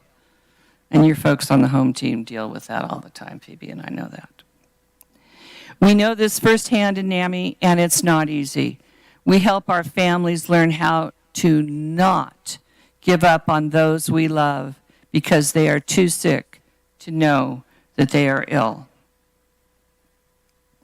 We have worked for decades with our community partners in county behavioral health, the jail, law enforcement, to help them learn too, but we still have sons and daughters who are living in back bedrooms, lost in their minds, because they aren't dangerous and refuse or don't meet criteria for help, but we will not give up on them. We have been told to make them homeless sometimes. We see that as cruel and dangerous. Would you do that if your loved one had a brain tumor who was causing these symptoms? Secondly, how we look at families needs to change in our country. And I'm talking about society overall. Phoebe, as you know, is here, and please know that we will work with her on absolutely anything. We're just thrilled. Serious mental illnesses are health conditions affecting the brain with a strong hereditary or genetic predisposition, and as my family calls it, it's the genetic roll of the dice, whether it's going to happen this coming January, because yes, my beautiful daughter is now in her 30s. She's married, she works full-time, and is having a precious baby then in January. But thanks to NAMI, we are not ignorant. My daughter hasn't had symptoms of mania or depression or serious anxiety now for over 12 years. But she didn't have anosognosia. She embraced therapy and medication from professionals who understood her illnesses and a family who learned how to advocate and support her. But too often we see family members being excluded because the ill family member won't agree to let them be part of the treatment process, even when they live at home or call them all the time. HIPAA rules need to change for those whose brains are irrational. We believe that healthy families are integral to our family members' well-being and can be the ultimate safety net, as with most serious health conditions. Sadly, our country's mental health system is not designed to do that. We live in NAMI with the spectrum of issues involved with serious mental illnesses and heartily support healthy recovery journeys. We teach families how to communicate, not to give up in the face of trauma and severity, and we will continue to collaborate any way we can with others who provide services to our loved ones. Thank you. Thank you so much, Lael and Nami, for your services to everyone. So appreciate it. Thank you, Phoebe, for bringing this forward. I'm going to turn over to my colleagues for comments or questions. Hardy? Thank you. Yeah, thanks for your testimonial. I'm honored to be on the Mental Behavioral Health Substance Use Advisory Board, and I've got to interface with a lot of the client advocate side of that board, which has been enlightening to me. And seeing it, hearing your stories, and being in those meetings and making decisions about how to work with, treat, help, support, where the county fits in, where we don't, where families fit in, where they don't. I'm sympathetic of your plight to deal with that that illness within your family. It's got to be incredibly taxing, having raised 2 kids and gone through everything that it takes to get them from point A to point B. Yeah, so looking forward to your new grandbaby coming in and hopefully being healthy and happy, and keep up the great work. If there's anything we can do up here, I think we're always raising our hand to step in how we can. Thank you. Yeah, I just want to say thank you for all the work that you do. I think there's not a person that I know who has not been affected, either through family or friends or employees who suffer from some form of mental illness. And I have friends actually who have used your services before, and it was extremely helpful. So just I'm really grateful that your organization exists and the work that you do in the community, and just the awareness of what mental illness means in a family and the effects that it has is really important. So keep up the good work. It's much appreciated. No, thanks, Lael. You're always so welcoming with your stories and how you share. And I think it just touches so many people. And it's like it's the light that keeps things going in Nevada County, and it comes with love and passion. And your team is amazing. I appreciate it. And I love how you work with ours, because I think ours is pretty amazing too, because it takes a village. We say that a lot, but it really does. And thanks for bringing this. And I'm glad you reminded me it was, gosh, I can't believe that, since 1985 when you guys, this kind of got off the ground, and really the advances that we've made at helping folks. I don't know hardly anybody that doesn't have some challenges in their family. It can be the smallest side of mental illness or the deepest side, and sometimes you just don't know where to go, and you guys embrace, it doesn't matter. And I think that's so important, and I just love you for being here. Thank you so much, and all of you that do this work, all of you, thank you. It's bigger than all of us. Yeah, I just want to mention one more thing. This Saturday is the Heart of Gold teen therapy ride, which is a benefit to help teen mental wellness with the 4 nonprofit agencies that kind of work in the community. But I just want to say thanks for everybody who's brought that to the county, and hopefully we'll have a successful event and bring counseling and no barrier free teen therapy and CASA and all the support and all these different programs we can do to help. So if you have a chance, please come by Pioneer Park at 8 a.m. and the national anthem and kick the riders off and make a donation or have some free pie at the end of the event. Thanks. All right, we're going to open it up to public comment. So, Lael, if you don't mind taking a seat, and then we'll have the podium open for public comment and any callers. No callers, Chair. Okay, any public comment in the chambers? Chair Hall, I want to take a moment for public comment just to extend my gratitude to Lael. I mean, your leadership for decades in our community, how you continue to challenge the county, you make us better, you keep us accountable, which all translates to a higher level of service to our community. So I just want to, on behalf of county staff, we just want to thank you specifically for your leadership.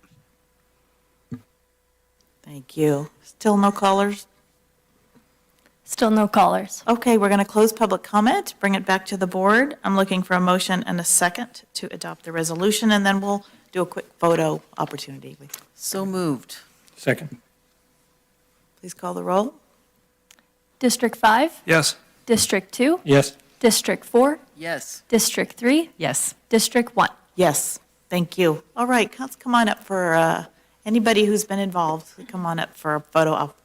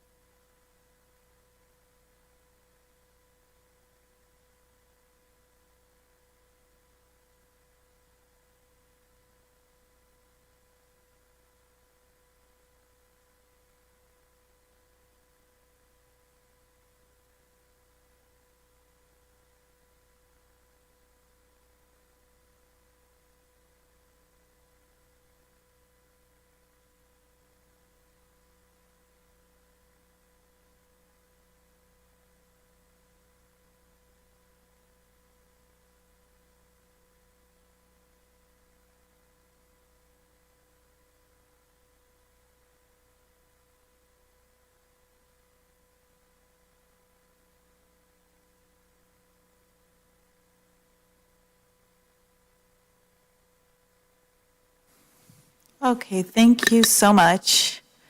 Again, we're going to skip over announcements, move those to the end of the day.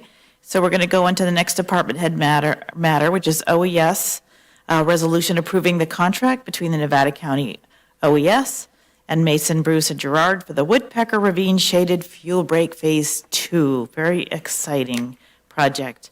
So Alex Keeble-Toll, I'll turn it over to you. All righty. Good morning, Chair Hall, members of the board. I'm Alex Keeble-Toll, your Director of Emergency Services. And this morning, I am bringing you the kickoff for our Woodpecker Ravine Phase 2 Shaded Fuel Break project.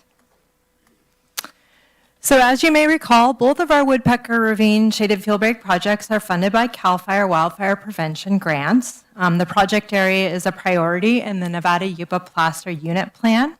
And these projects were designed in partnership with retired CAL FIRE Battalion Chief Matt Wallen.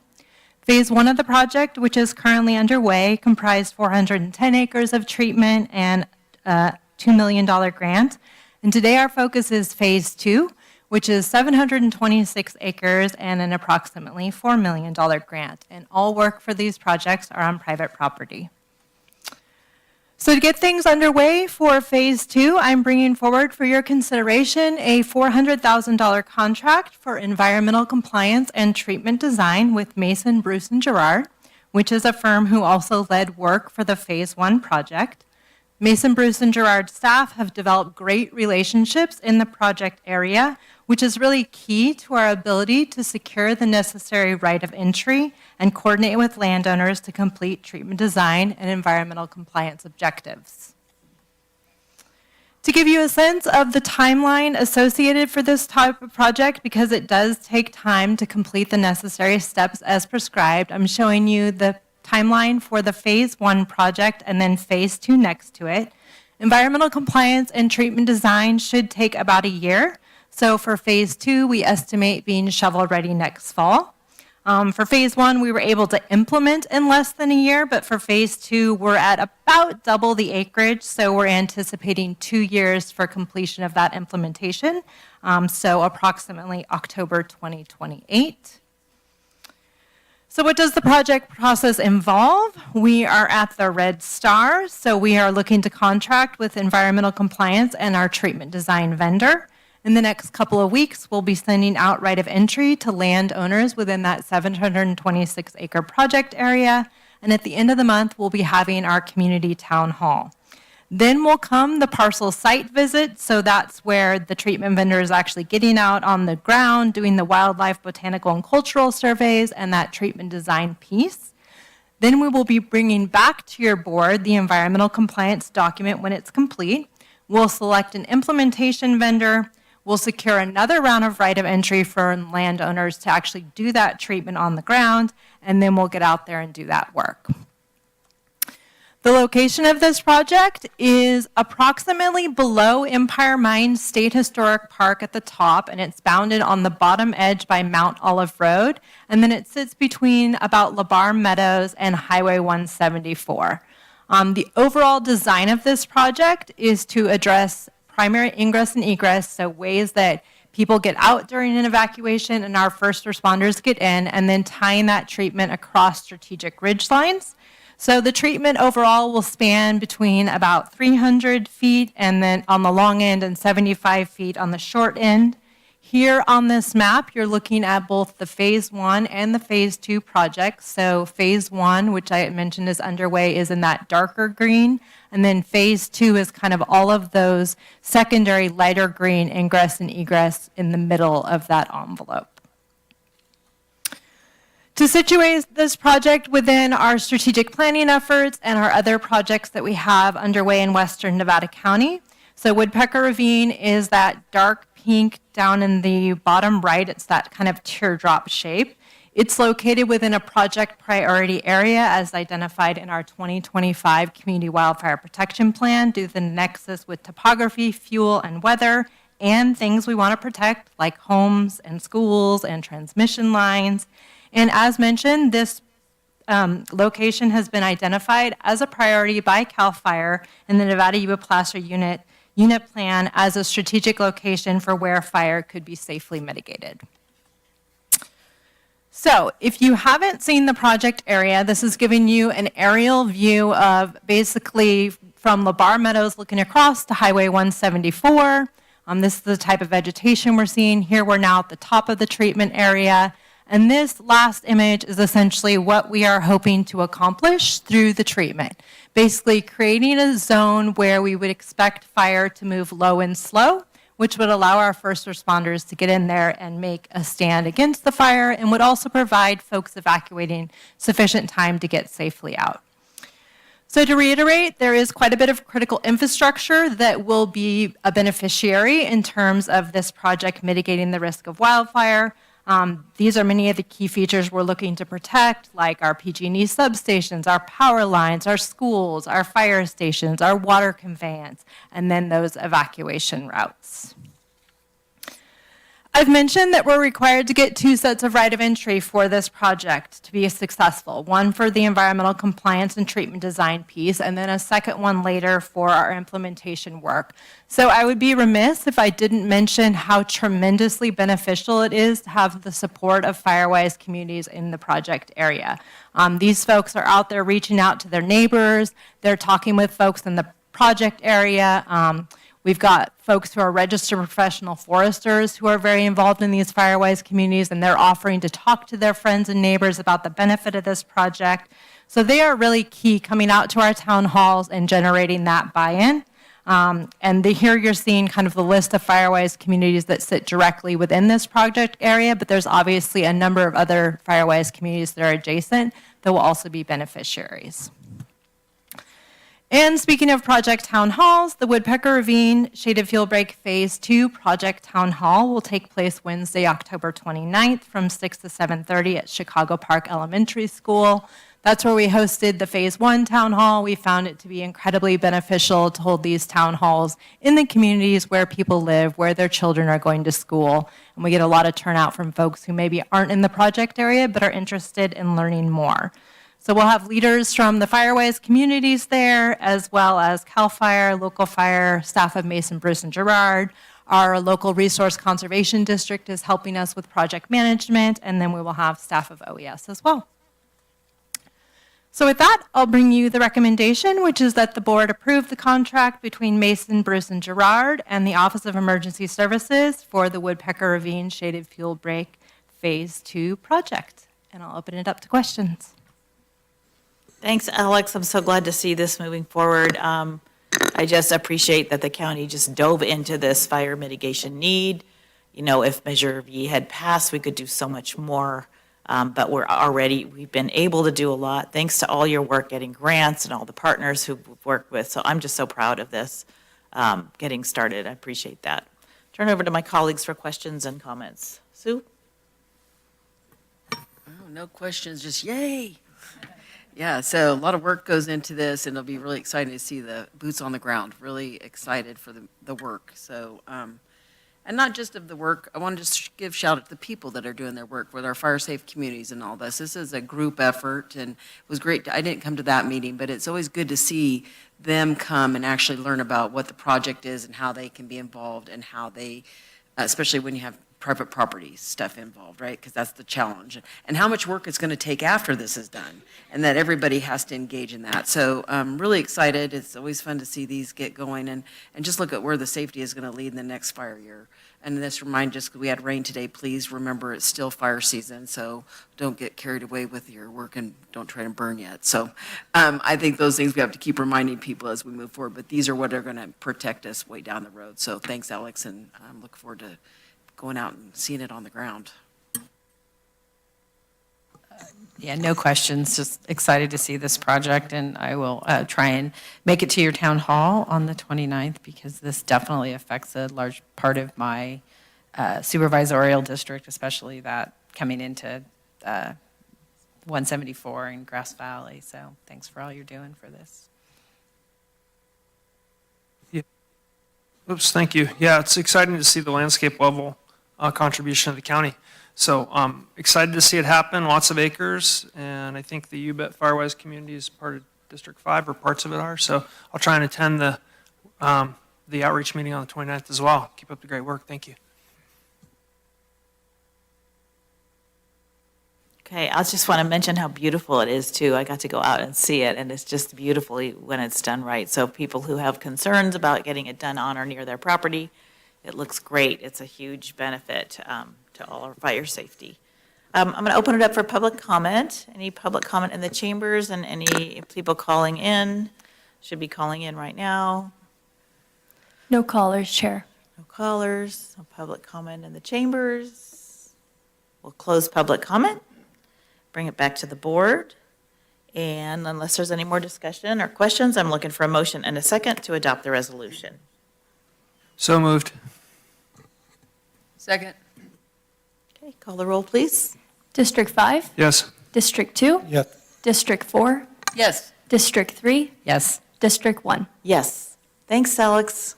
Good job. Okay, now the next item is resolution approving the determination to not open the county master property tax allocation agreement. And I'm going to turn it over to my colleagues, Supervisor Swarthout and Hook, who are on our ad hoc and are bringing this forward. Who would like to introduce this? Thank you. Thanks for hearing this today. This has been a kind of one of the discussion points with our ad hoc that we've been working on since early 2023. So I'm going to turn it over to Craig and Patrick and Aaron and Gina to make the presentation. So thank you. All right. Thank you, Supervisor. Good morning, Chair Hall and members of the board. Craig Griesbach, your Director of the Information General Services Agency. Joined this morning, as you mentioned, by your Assistant CEO, Patrick Eidman, Deputy CEO and CFO, Aaron Mettler, and our Auditor Controller, Gina Will, to my left. The item that I have before you today is consideration this morning of approval of approval of a resolution determining to not open the county master property tax allocation agreement. We would like to provide you with a brief background of the aspects leading up to this item, as well as information regarding the master property tax allocation agreement. Over the last several years, fire districts in Nevada County have struggled to maintain fiscal solvency. This is primarily due to structural challenges within the state's revenue and taxation code, varied support for property assessments that are voted on by the community, and the overall historical structure of what fire districts were built upon. These challenges were underscored in March of 2023 when the Rough and Ready Fire District filed for a resolution of dissolution with the Local Agency Formation Committee of Nevada County, otherwise known as LAFCO, and notified the public that Station 59 would close. Since this time, there's been a lot of time, energy, and effort in collaboration with the Penn Valley Fire, Nevada County Consolidated Fire, Rough and Ready Fire, Ophir Hill Fire, and the overall county organization to find immediate and long-term solutions to ensure emergency services are maintained for the community. This includes your board's leadership in funding an MOU totaling $1 million, establishing a fire services consolidation ad hoc subcommittee with Supervisors Hook and Swarthout chairing and co-chairing with their leadership of that committee, and the fire districts collaborating to cover services for Station 59 while consolidation efforts are underway. Initially, all 4 districts were investigating opportunities to consolidate into a single district. In April of this year, the district's boards decided to bifurcate those efforts, with Penn Valley and Rough and Ready consolidating into a singular district, and Nevada County Consolidated and Ophir Hill Fire consolidating into one district. Applications were submitted to LAFCO from the districts this past July. These applications included a 5-year financial plan and a property tax negotiation process between the county and the requesting special districts. On August 28th, the county received a formal request from the Nevada County Consolidated and Ophir Hill Fire Districts. On September 10th, the county received a formal request from the Penn Valley and Rough and Ready Fire Districts to open the county master property tax allocation agreement. With that, I would now like to hand this off to Patrick to provide a bit more information about the master property tax allocation agreement, overall negotiations, and the recommendations moving forward. Patrick. Thank you, Craig. Good morning, Chair Hall, members of the board. Property tax revenues are distributed to local taxing entities each year, including independent special districts. These include districts such as the Cemetery District, Resource Conservation District, Nevada Irrigation District, and multiple fire districts, just to name a few. These funding levels were established by the state in the late 1970s following the passage of Prop 13. They were shifted significantly again in the early 1990s when the state legislature established the Educational Revenue Augmentation Fund, otherwise known as ERAF. The Master Tax Share Agreement was established by Board Resolution 81316 and amended by Resolution 06-162. The Fire Services Consolidation Ad Hoc Committee met to review these requests and recommends to not open the County Master Property Tax Allocation Agreement. The complexity of property tax revenue exchanges, limitations to this, and the potential to negatively impact other special districts highlights that this agreement is not the fiscal vehicle for fire consolidation efforts. It's important to note that back in November of 2024, the Fire Services Consolidation Ad Hoc Subcommittee met with leadership from all 4 districts and received a presentation from Gina Will, and a property tax attorney specializing in California revenue and taxation code. This presentation brought all stakeholders together and highlighted the various vehicles of funding for special districts, challenges therein, and specific limitations to county master property tax allocation agreements. The county certainly recognized emergency services as not only a board priority, but also as a community priority. Knowing this, we will continue to support fire districts through legislative advocacy for sustainable district funding, as this is a challenge for fire districts throughout the state. Over the last 5 years, the county has supported local fire districts with more than $5.8 million in funding through grants, project partnerships, Prop 172 funding allocations, Title III Forest Reserve funding, and Homeland Security Grant Program funding, to name a few. This funding has been in addition to property tax monies to districts. Again, the Fire Services Consolidation Ad Hoc Committee and county staff are committed to continuing conversations with fire districts on supportive structures that will allow the reorganization efforts to be successful. But today, the recommendation that you have before you is to approve the resolution for determination to not open the County Master Property Tax Allocation Agreement. That concludes our presentation, and we'd be happy to answer any questions. Thank you, Craig and Patrick. I'm going to turn it to my colleagues for comments, questions. I'll start with you, Sue. Lisa and I have been in the digs of this. I kind of would like to have questions that are coming from our board, but just, I mean, I can say this has been a long process. And even from the dates that you look in here, that the conversation about opening a tax sharing agreement has long been before this summer. We've had numerous conversations about, we go, Penn Valley has not had an equitable amount of the ad valorem, and that has been a big conversation all the way along. And I think that's had a lot to do with where this has moved forward. But when we really dig deep at all of our small districts, this would be devastating. Everybody will lose. I mean, when you open a tax sharing agreement, even if we had put all of the county funding in there, it wasn't going to fix the gap. So having to look at other directions, I think legislatively, and where we have to still support our fire departments moving forward, because they are the heart of our communities, we realize that. But this tax sharing agreement, even though Penn Valley is really inequitably supported through this, it is not the answer for fixing it. And so I think we have had long conversations on that. I think we probably had 5 or 6 meetings, even in the last 2 weeks, trying to look at where we would lead with this. And so I think we came to a good decision. It probably isn't one that everyone likes, but I think in the long run, we do for fire departments, and I think we will continue to advocate, especially when we look at things legislatively.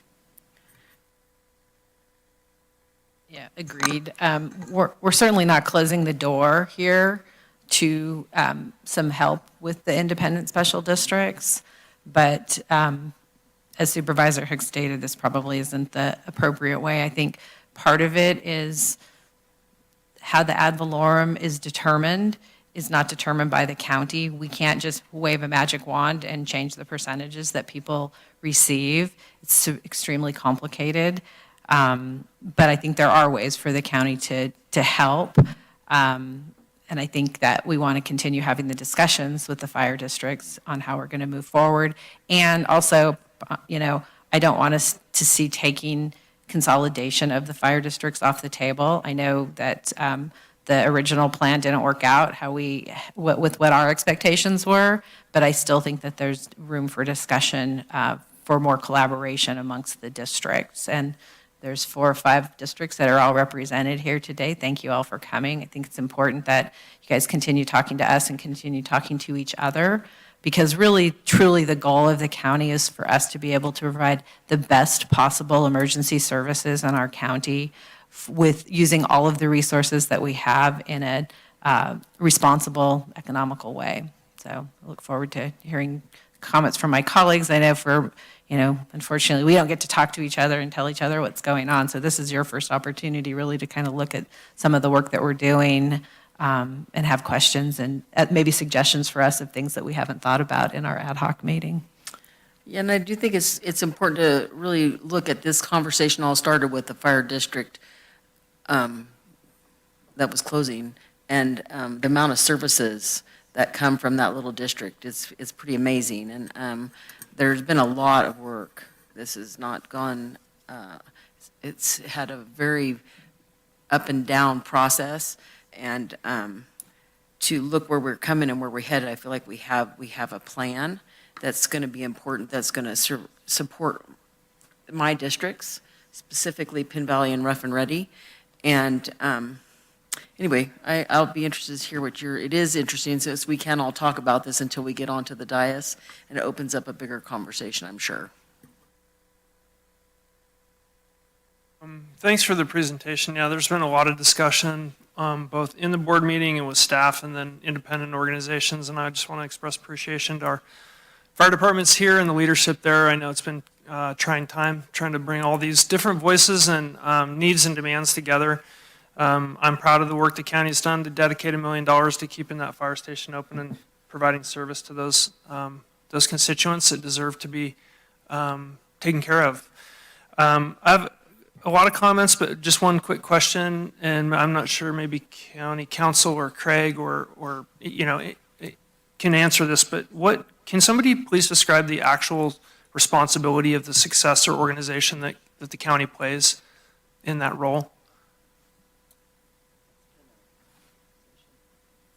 Briefly. I see people looking towards me. So when this first came up originally with Rough and Ready, I looked into all of that.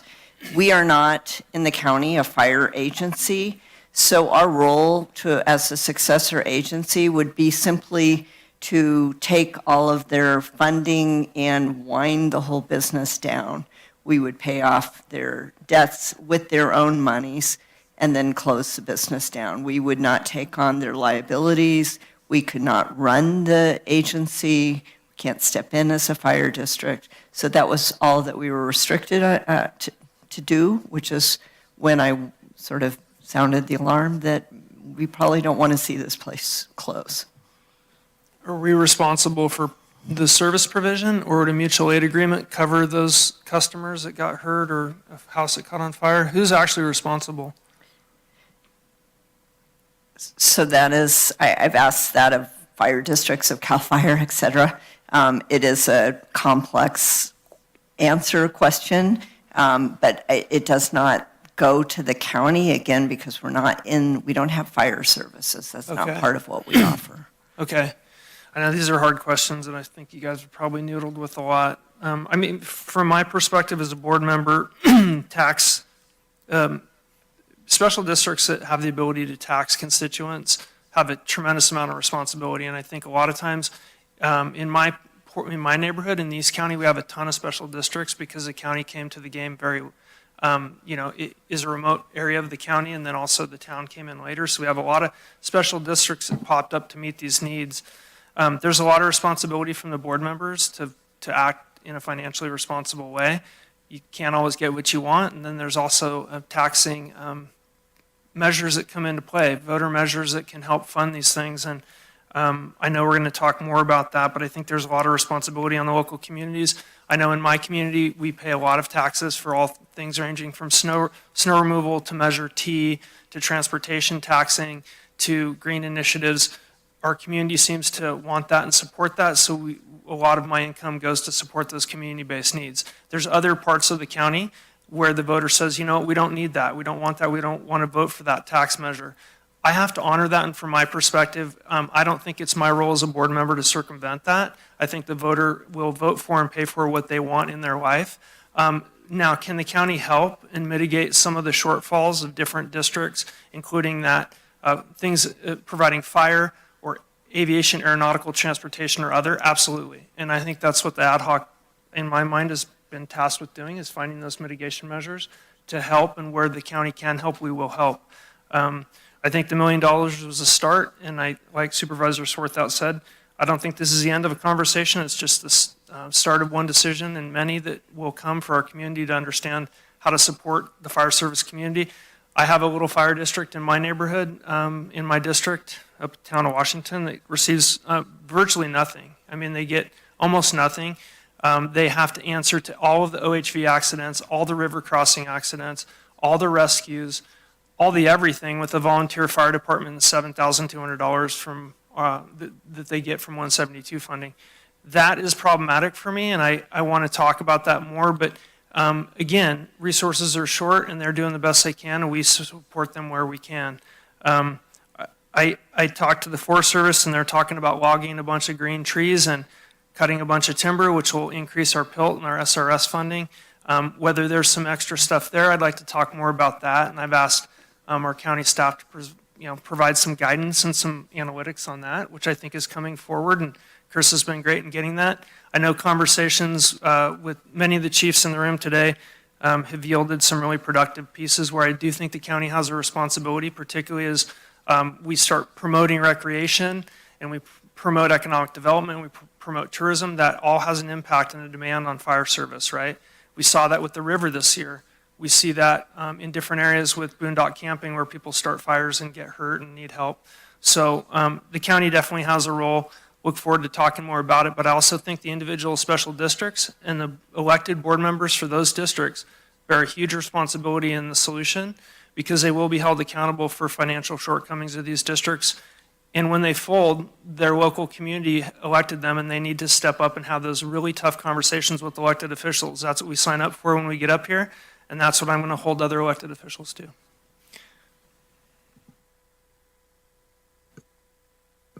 Yeah, thanks for the presentation. I don't disagree with anything that's been said up here, and I think zeroing in on what Hardy spoke about, I would echo that the special districts that are governed by independently elected officials bear a huge responsibility.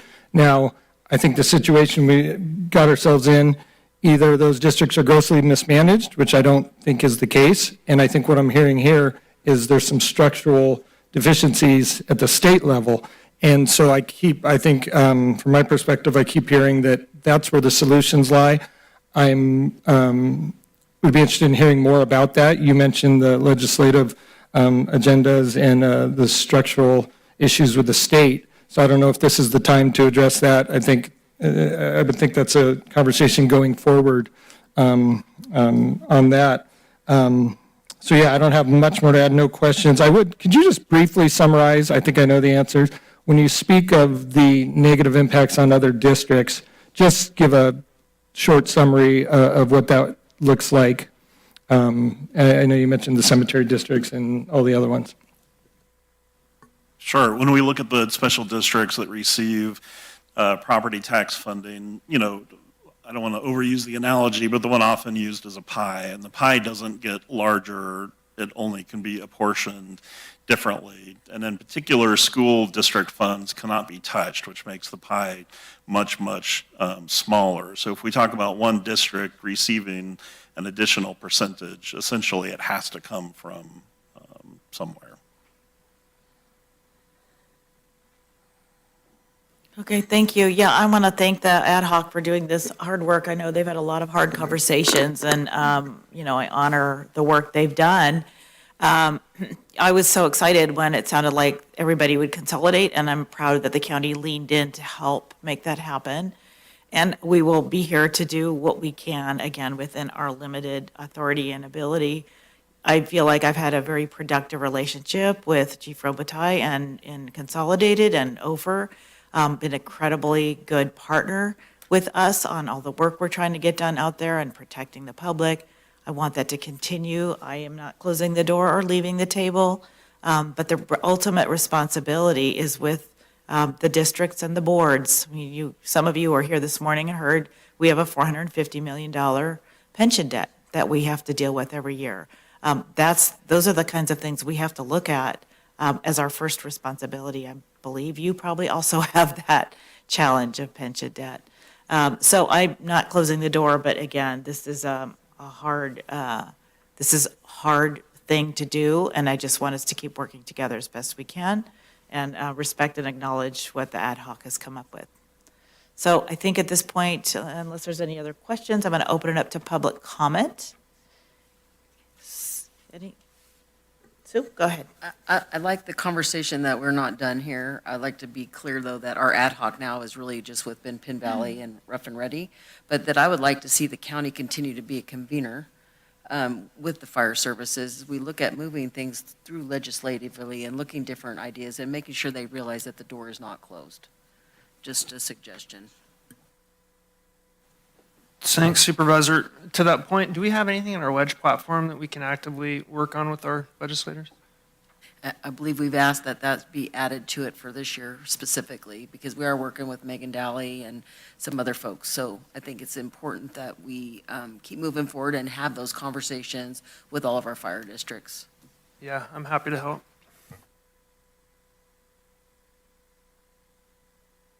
Okay, opening up to public comment. Come on down.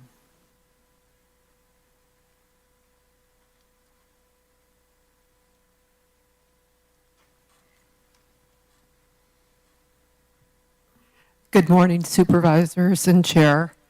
There is something that you might be aware of you could assist all special districts with, and that is to write a letter of support for House of Representatives Bill 2766 that would recognize special districts as eligible for federal grants. And that would include grants from Homeland Security, and I think you're familiar with them because I think on behalf of your special districts, you've obtained many of those. Thank you very much. My name is Pat Nelson. I'm a director with the Nevada County Consolidated Fire District. Thank you.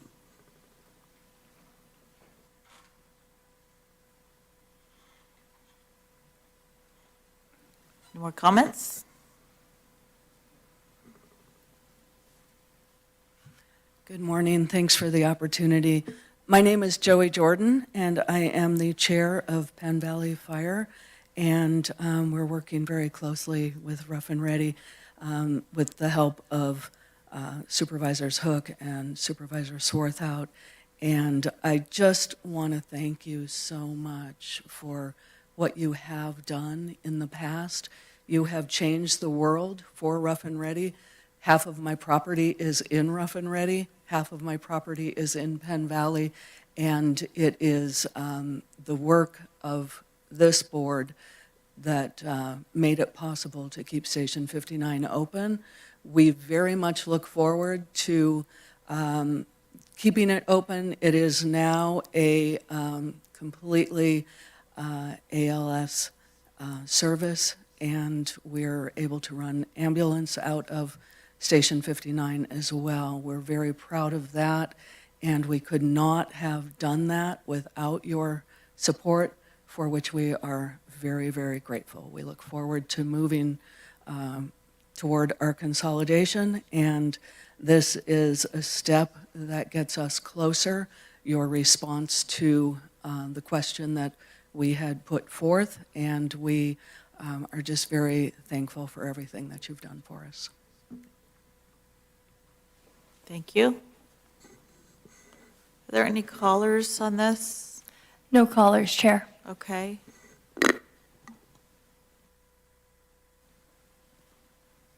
Good morning. My name is Jason Robitel. I'm the Fire Chief, Nevada County Consolidated Fire. And this morning, give me bring that up. Okay. I think the challenge this morning for us is how to balance, not only the frustration, the hard work, the passion, but also advocate for the 33,000 people that are in my fire district. We referenced the LAFCO study. The LAFCO study should be done or updated every 5 years. It wasn't done for 20 years. So when you look at some of the key findings and the recommendations, it suggests, as the fire service in Nevada County is significantly understaffed, with two-person companies being the norm, and the commonly accepted industry standard is three-person companies. Some of the recommendations, also I should say, the funding structure underlining fire district is unsound and unsustainable. Property tax allocations are uneven and based on a volunteer service model, which is no longer viable. Special taxes and assessments are unevenly applied across unincorporated areas of Nevada County, and costs continue to increase faster then revenues grow. And in one of the recommendations is in conjunction with the reorganization of the fire districts, AP Triton recommends that the property tax transfer agreement required by Revenue and Taxation Code Section 99 be utilized within the limitation of state law to negotiate an increase in property tax allocation to the reorganized fire district. An agreement to shift enough property tax revenues from the county to the district to make reorganized financial feasible is a policy decision is Board of Supervisors can make to support the emergency response system in West Nevada County. So that's what we were going forward with. Obviously, when you make those decisions, we don't know how that affects other agencies downstream. Our intention was it was basically a zero-sum transfer from the county supervisors or the county to the special districts to support the critical infrastructure that we have. We understand that there's legislative opportunities going out for special tax, but in the short term, we're at a critical mass. What do we do to increase our funding streams? And I'm very thankful to hear that there's some other conversations. I know that ad hoc committee has been continuing to meet, but that was just with Rough and Ready and Penn Valley. Our recommendation is that we reincorporate Consolidated and Overhill in those discussions moving forward. I'm reminded by your words at the resiliency or sustainability is when we have differences in opinions, how can we voice those but still work together? I've had a remarkable relationship with everybody on this panel in the county. I know that we can navigate through this, but at the same time, we see the potential and the threat here in the county. We just want to add the capacity. So that's what we're looking forward to navigating these next waters, and we appreciate the time and effort that's been spent so far. So thank you.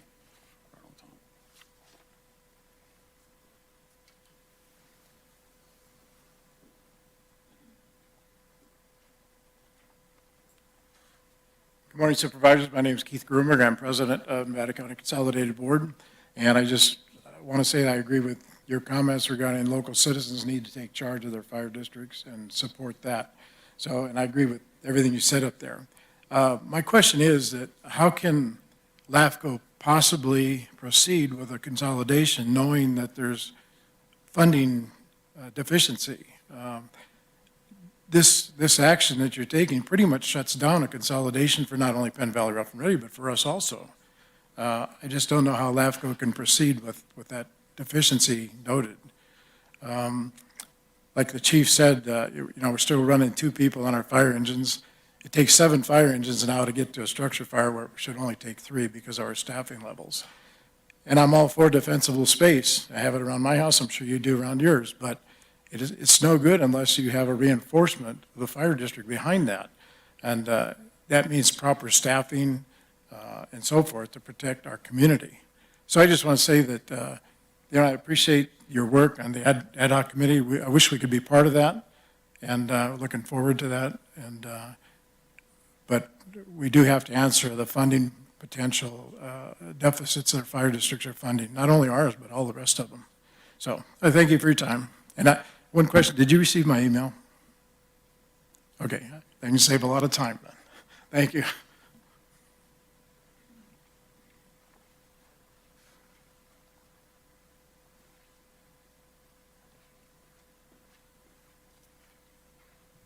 Good morning, Supervisors. I'm Brianna Bacon. I'm the Executive Director at the Nevada County Resource Conservation District, a special district in the area that is discussed. And I would just like to thank you for taking the other districts into consideration. This is a pretty big decision. I did receive the correspondence that was sent from the fire districts and did discuss it with my board. I would like to ask that there's additional education presented as part of the solution to other special districts about how the tax assessment operates and any decisions moving forward. I think special districts, I'm the only one here, but I think they would benefit from additional education. And as everyone's asking for collaboration, I think most of the public needs more LAFCO education to understand what is at stake. That's all.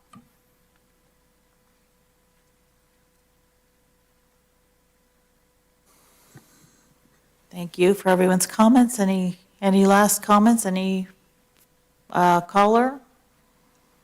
Still no callers. Okay. Okay, I'll close public comment. Thank you so much for coming down today to be part of the conversation. Bring it back to the board. Any further comments or questions? I'd like to just make a couple of comments. Thank you all for being here today. Obviously, this is really important work, and it is really important in the community.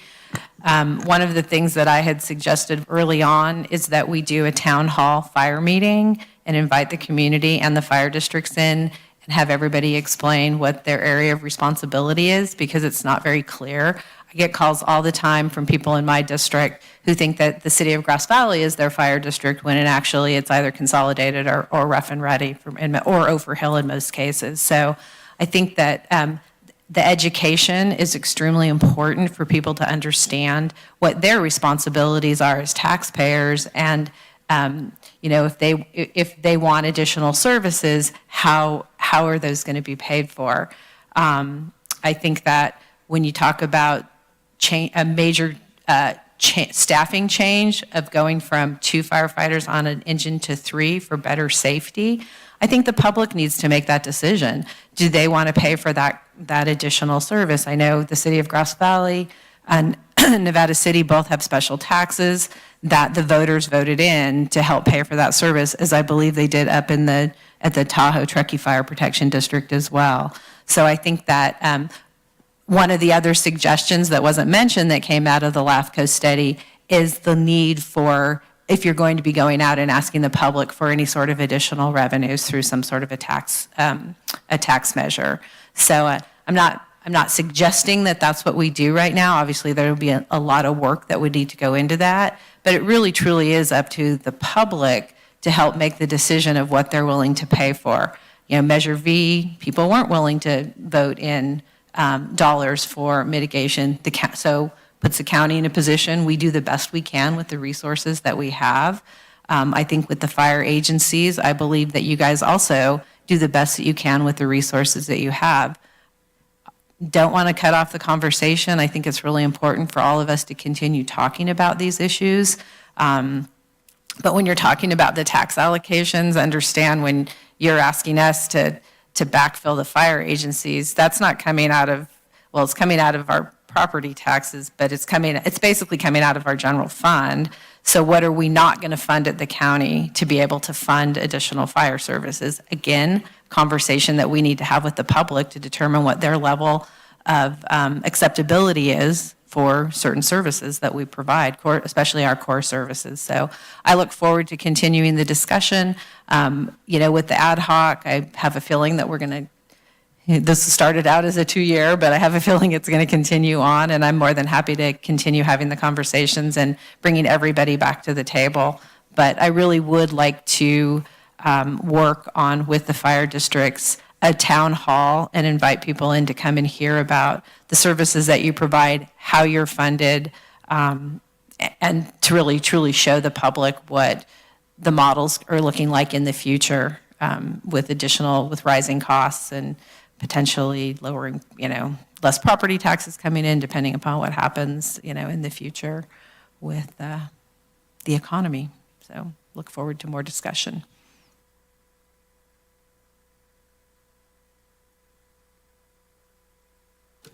I don't know if the time is now or moving forward. I would like to hear more about Keith's comment about the LAFCO and the consolidation and how this, I guess this resolution today affects that. And then I think the answers to that will help guide us moving forward, whether it's advocating on the state level. But can you summarize our vote today, how that affects the consolidation related to what Keith had mentioned?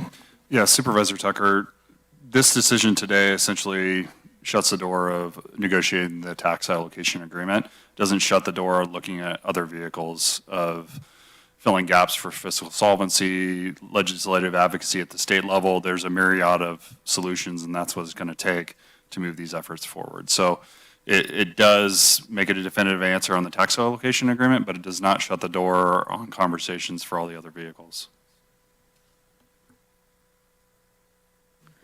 Okay, I'm just trying to summarize a little what I'm hearing, a continued conversation. This whole board is committed to continuing conversation to see how we can be of assistance.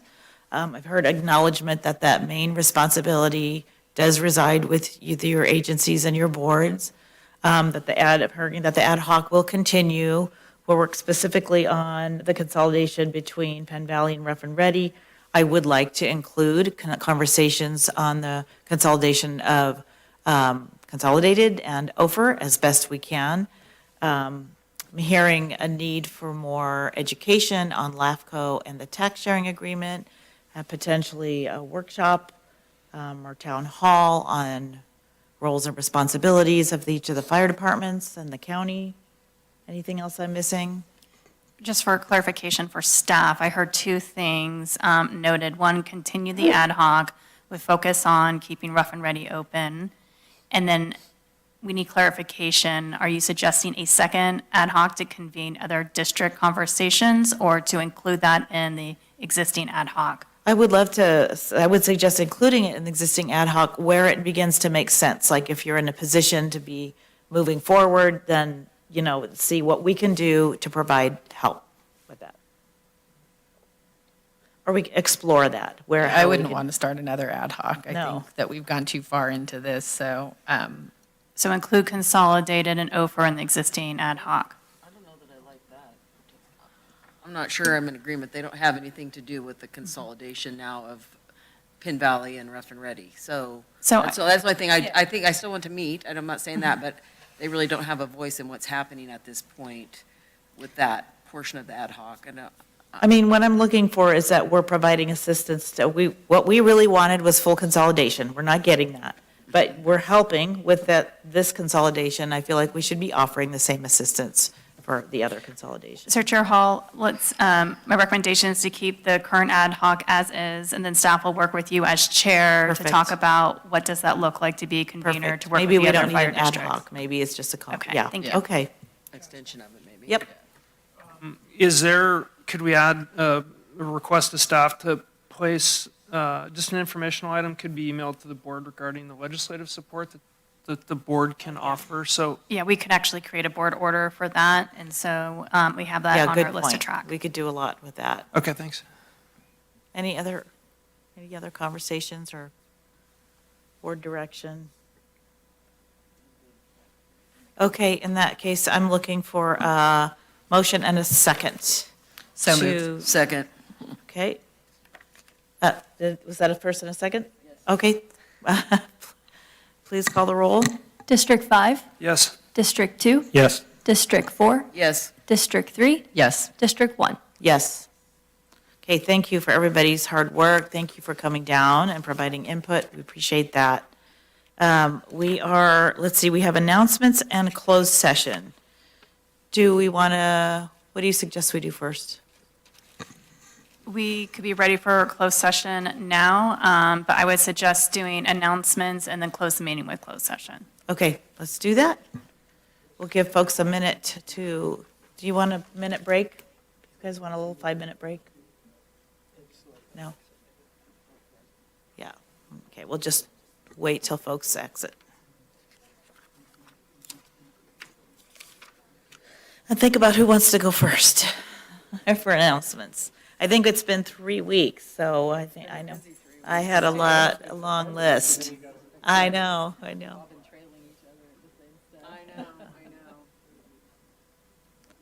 All right. Thank you, everyone, for coming down. No? Okay, Lisa, do you want to start?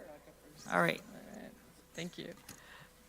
Yeah, it's been a busy few weeks. So we had an ad hoc housing committee meeting, and we're moving forward with some of our plans, and hopefully we're going to get a report back to the board on some of the things that we're working at our next meeting. Attended the LAFCO meeting last month, and this coming Thursday, LAFCO is going to be interviewing candidates to replace the executive director, S.R. Jones, who will be retiring at the end of the year. I attended the Economic Resource Council Summit several weeks ago. It was a great event over at the Grass Valley Vets Building. Got to hear the updates from the cities, town, and the county about what's everybody's been working on, as well as a report from Dr. Neely on the health span project, and then hearing from a local or an economist. And I had a picture, and I was going to bring it and have him put it on the screen, but I forgot. On Sunday the 28th, Saturday the 27th, I was a judge for the Pause for a Cause, the dog event that's put on by the Nevada City Rotary Club. It was very cute, lots of cool dogs. There was awards for the dogs that looked most like their owner, which I'm entering my dog in that next year with the curly hair. Red was not in. He does not do any tricks, and I didn't have a costume for him, but we're working on it. A lot of our animal rescue people, it's really great for me to see the collaboration between all of our animal groups. That's very encouraging. We've had, I think, 3 or 4 fire ad hoc committee meetings in the last 3 weeks. I sat down with the government affairs group from the Nevada County Contractors Association to talk with them about the RV ordinance and just to hear what some of their concerns are, which I have shared with our staff for the record.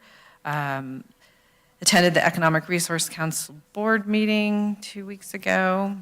And they didn't have a speaker, but it was a roundtable of all of our members. And there's a really incredible breadth of experience that sits on the Economic Resource Council board now. I think there's 3 attorneys now, and contractors and real estate people, and as well as government. I attended the first Sierra Harvest Food Fight event, and there was no throwing of food. At least I left early. Hopefully it didn't happen at the end, but it was a great event. 8 local chefs all prepared small bites, and they could only use products that were sourced locally, except for spices. They got to use spices. And the food, I will tell you, is fabulous. We have some wonderful restaurants and some really talented chefs in our community, and it was a really nice event. Last Tuesday, we did the grand opening for our new resource center, and I'm really excited to get to go back over there and spend some time and see how it's working, but a really nice space. I believe the first day they had over 50 people who came in. It's going to be a really important resource for our unhoused population and just people in general who need some help. Last week, we attended the Trade Expo that's put on by the Nevada County Contractors Association in conjunction with the county, with Jeff Dellis, and with the high schools. I'm guessing there was probably close to 500 kids that showed up, and all of our tradespeople in the community were out there letting the kids do work that they do. For example, my friends with Living Landscapes, she brought out little plants, succulents, the kids got to pot. It was the busiest booth. I guess kids want to work in the dirt, which is good. And then they were operating some of the heavy equipment. That made me a little nervous until Jeff Hansen told me that it was tiled way down so that nobody could get hurt. So, but just a great event. It really exposing kids in the community to jobs that could allow them to continue living here and make a good living wage. So thanks to all that put that on. And then that same day was the health fair, the senior health fair. That was at the Gold Miners Inn. Also, a great attendance, lots of really interesting displays there. Really appreciative of all the people who show up to help people in the community get exposed to the services that are available. And I just want to say, both the Trade Expo and the Health Fair, there was county employees at both of those events, and I just want to thank them for their dedication of being out in the public and talking to people, and really explaining what the county does in regards to public work. The public works folks were out there, planning was out there, and building. The building department had a little quiz that you could take on your phone, which I did. I got 5 out of 5, I was very impressed with myself. So yeah, great community events that are supported by the county, and I think we're really happy to be out there. Last Thursday night, I attended the North San Juan community, what are they called? The community the board of directors for the community, yeah, to talk about our spay and neuter program, which the SNP van is going to be up in North San Juan for 2 days next week. I believe they have appointments for almost 40 or 50 pets in those 2 days to kick off our county community spay and neuter program. Lori Hennessy has done an amazing job, and I think that we're going to be making great strides in reducing the animal population in the county based on the comments that we're getting and the interest that we're getting from people. So I hadn't been up to North San Juan in a long time. You have a great group of people up there. It was really fun to listen to some of the challenges and the things that are going on up there. On Saturday night, I attended the past chief's dinner for the Grass Valley Volunteer Fire Department. I've been going to that event for years and years, and when I first started, there was probably 20 past chiefs who showed up, because back in the day when Grass Valley was a volunteer fire department, the chief served for 2 years. So that has changed. Hank Weston, who was the very first paid fire chief in Grass Valley, was there and made some really great comments. He's doing well. He sends his regards to everybody here at the county. And then on Sunday, I attended the Grass Valley Elks Lodge 125th anniversary of their organization. And it was fascinating to hear the story of how the Grass Valley Elks building was built. The organization started in 1900, but they didn't build that building until they started in 1912, I believe. And they got it done in 180 days, I believe. And I told them, I said, you couldn't even get a permit from the city of Grass Valley in 180 days to do something like that. But they're going strong. Their building's in really good shape. They've partnered up with the Auburn Elks, so to make their organization a little bit stronger, but they're still doing community events there. And it's a really wonderful space in the city of Grass Valley. And then finally, yesterday, I attended the event put on by Sierra Commons. It was kind of a meeting of stakeholders and business people and government to kind of learn about what Sierra Commons is working on, what opportunities there are in the community. Fiona Ma, our state treasurer, came and was the keynote speaker and talked about the $3 trillion that she's basically in charge of for the state of California. Really interesting to kind of listen to all the different programs that are available for local businesses and nonprofits in the community. So it's been a busy few weeks. I know October is the time we get all of our fall harvest stuff done, and now it's raining, so it's perfect. So, yeah, thanks. Thank you. How about you, Sue? You want to go next? Oh, boy. So just numerous meetings. A lot of them we've all kind of ran into each other at some of them. So I would just say the Trade Expo was fabulous, though. I just want to say it was amazing to see, there were about 600 kids that came to that, and then to see the folks from our community that came. I loved all the hands-on stuff that the kids got to do. Sierra College had a great booth when kids actually made things there that they took home. A couple of them did. And yeah, it was incredible to watch that. And again, and I would just say the senior health fair, again, bigger and better than last year. I learned stuff every time I go through there that I didn't even know was available. And I thought that a lot of help for seniors that don't know how to find that process, which I love 211. I just want to give a shout out, really. 211 directs people in every fathom of any need.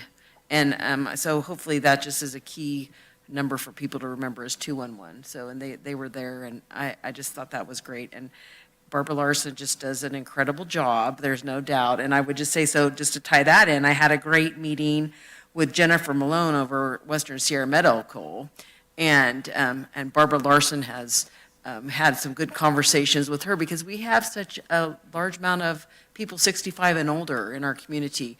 And actually, I didn't even know Western Sierra Medical did as many things as they do and how they've expanded. And, you know, I think sometimes people think you just have to be on low income to be a part of their process there, and that's not the case.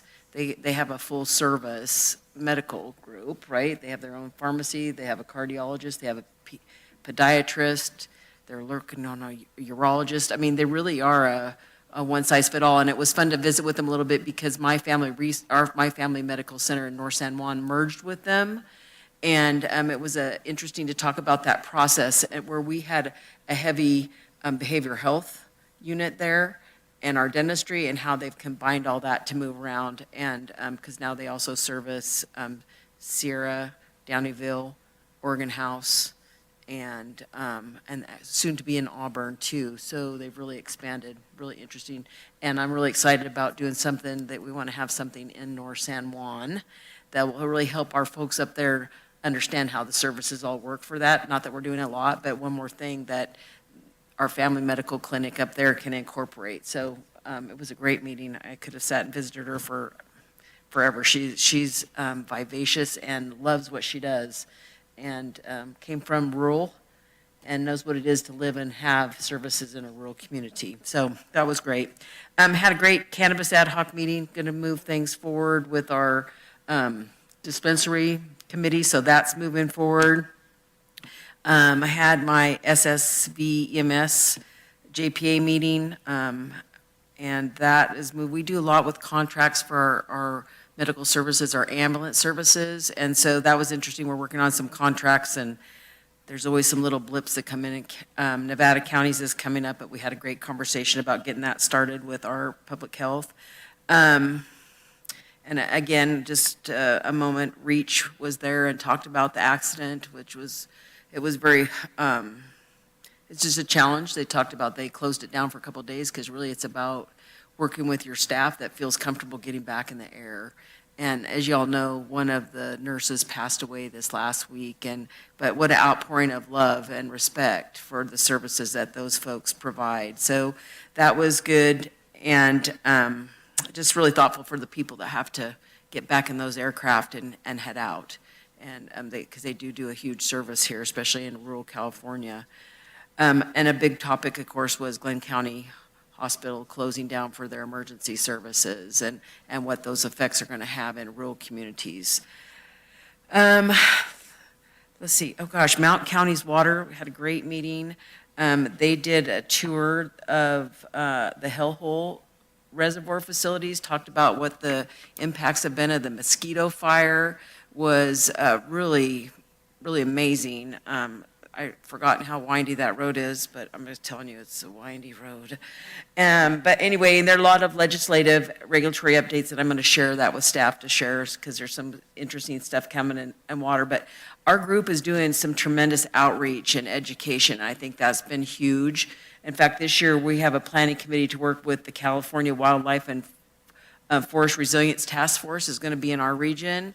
And we are working, actually, we're hoping it's going to be maybe over by Tuolumne, possibly. But so we have become part of that planning process. Really excited about that. Our fall water forum is coming up. That's going to be at the Ridge in Auburn. Really excited about that. And then our American River Forest Health Legislative Tour. We have about 40 people, I believe, already signed up. So it'll just be from our legislators and their legislators or their staff to really just keep educating them on the water process. So that was a good meeting. I did new hire orientation, which is always just it's a lot of fun, and it's just interesting to interact and see what people's passions are and what they do. And I thought that was a lot of fun. And actually, I've met 2 or 3 of them around the halls now, so it's always fun to put those, just be able to say hey with somebody. LAFCO interviews, we spent a whole day with that, and so we'll come back to LAFCO this next week on with the last 3 folks that made that. I had a couple of really long code meetings. I went to a Penn Valley Fire Board meeting. Gosh, we had a lot of fire ad hoc meetings. Regional Housing Authority.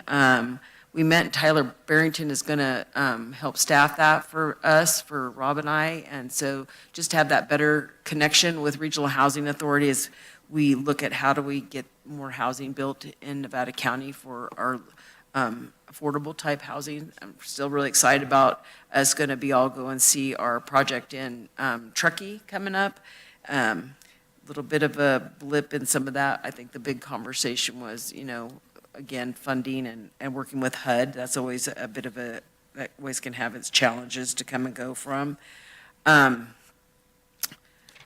then, of course, did we already talk a little bit about the sustainability study? I didn't have everybody do that. I'm gonna let you do that, Hardy, though, because I was so impressed. I haven't gone for the last couple of years, and we got to be inside of a new venue, and gosh, the kids were definitely the highlight. That was incredible. It was fun being up in your district. It was fun having the people come and really engage. And I think being in that enclosed area made it more intimate. I think there was just some really great conversations that went on all day. And everyone stayed right till the end. And Lucy was a hit. I just really enjoyed her. And actually, I'm going to go to her ranch and get a tour up there. And I really, just getting to meet her one-on-one was what a wonderful experience. But I'm going to let you tell all the details deeper into that. But I just thank you for letting me be a part of it, because it was inspiring. It really was. It was just to listen to everybody's different ideas and thoughts and the things that were so provoking about what makes you healthy. I thought that was an interesting panel. And this the work being done. That was just amazing to me. And that everybody should get to go out there and visit that community once, just to see how amazing it's kept up, and their foresight, really, about what is family, what makes things that you want to come back home to. Looking out over the lake was just amazing. Okay, and I've talked enough. Sorry, it's just been busy. Okay, let's keep it moving. Hardy. No, that's great. Thanks for mentioning that. The Sustainability Summit was interesting. The Martyrs Camp's method is power of place, so they make that place, unbelievably stunning. And frankly, the friends that I have that are part of that community are phenomenal people. They're just amazing people that give back to the community, and that was one way they give back, is hosting 300 people hanging around their venue. I wanted to say a special thanks to Mandy and Beth, both, who have really made that summit. I mean, I can't believe the amount of work they must have put in. It all came to me when I was sitting at the table watching the agenda unfold, and Mandy was right behind me, handing me pieces of paper like, ask this guy, here's their speaker.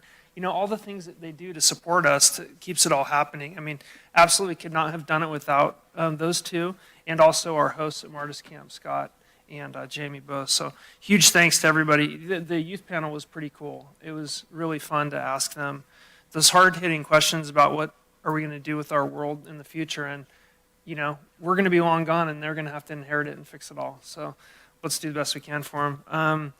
I was going to mention a T-hack, but I'm just going to hit a list really quick. Tribal Affairs Ad Hoc has been nice to resurrect that and share that, some of the forward-looking momentum with that. I met with the forest supervisor, Chris, who talked a lot about the upcoming potential of logging and doing some other dimensional sawwood products. I'm really excited about the relationship with the Forest Service right now. I conveyed our concerns about keeping them here and keeping their staff here and keeping their operations here. They do have options. They could be in Forest Hill or Auburn or some other place, and we really want them here. They're members of our community. Had our cannabis ad hoc, and I did select 2 members for the cannabis selection ad hoc advisor, whatever it's called. I selected 2 members to serve in that role, so I met with them, and they seem like good people, and they're ready to jump in. One really fun thing I did, I went out with Greg Williams from Sierra Buttes Trail Stewardship, and we toured on bicycles the whole trail connection system from Boca to Sierraville, which is part of the Connected Communities Trail System. I thought that I knew everything in my backyard, but I went out there and rode 26 miles of single track. It was some of the best single track in the region. I was blown away. That huge ridge almost all the way to Reno, and then we turned around and rode back. I thought it was going to be like a fun ride, like, hey, show up and have a sandwich, and we ended up riding for like 4 hours straight. It was awesome. But one of the things that highlights is that type of trail with the Pines to Mines trail that we're building, which is almost open.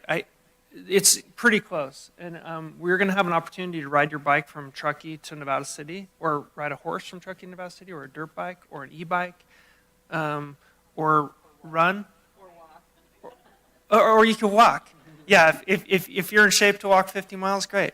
But no, it'll be really awesome. It highlights this concept of connected communities, and it really puts it in perspective when you actually see the trails, because they're building these phenomenal trails. So I did that, and then we had our Triple C meeting, which was a discussion about our homeless advocacy in Truckee, which is taking shape.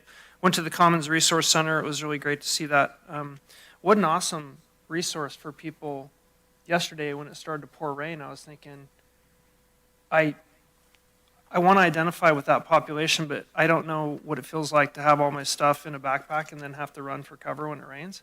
So after I was at Sierra Commons, or at the Resource Center, I was like, this is legit. This is a place where people can really get help during the day.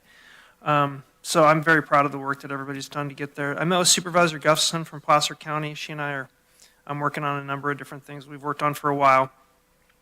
And then we went to the Rural Entrepreneurship Summit yesterday, which I learned a lot. And I couldn't stay for Fiona Ma's discussion. I'm sorry about that. But I learned a lot about what our nonprofit community and some of those really like core to the ground entrepreneurs trying to build houses, and a very interesting group. And then we have our kickoff. Supervisor Hook and I serve on the Resiliency Project, part of our environmental sustainability ad hoc, and we have our first outreach meeting on the 22nd, I believe, in October. We have one right now. But then we have another one that's going to be a community outreach meeting at night where we talk about the Resiliency Project. So I'm really excited. There's a bunch of different organizations who are rallying behind the fact that we can create a safe environment and protect our water and have clean air and prevent wildfire and do all the things that just take all the words out but really protect our way of life and our community character, which is what it's all about for me and I think the farming community.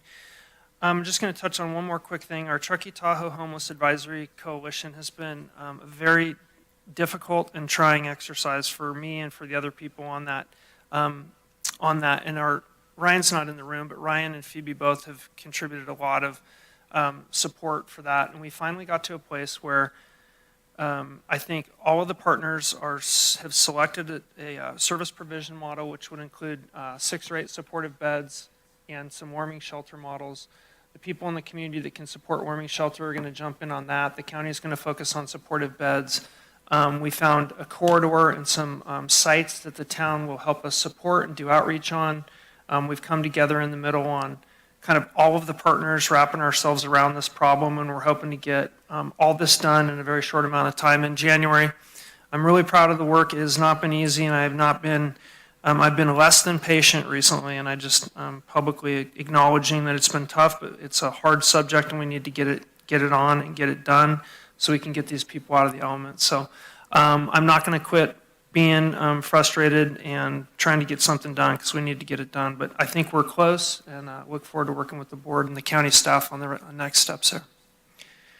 And again, I'd just like to mention too, I am absolutely honored to serve District 5 and the county both. I think a lot of responsibility comes as we point the finger out at other organizations that are trying to make ends meet. I'm absolutely honored to have this role, and I think most people that get elected are. So just want to acknowledge how tough it can be sometimes.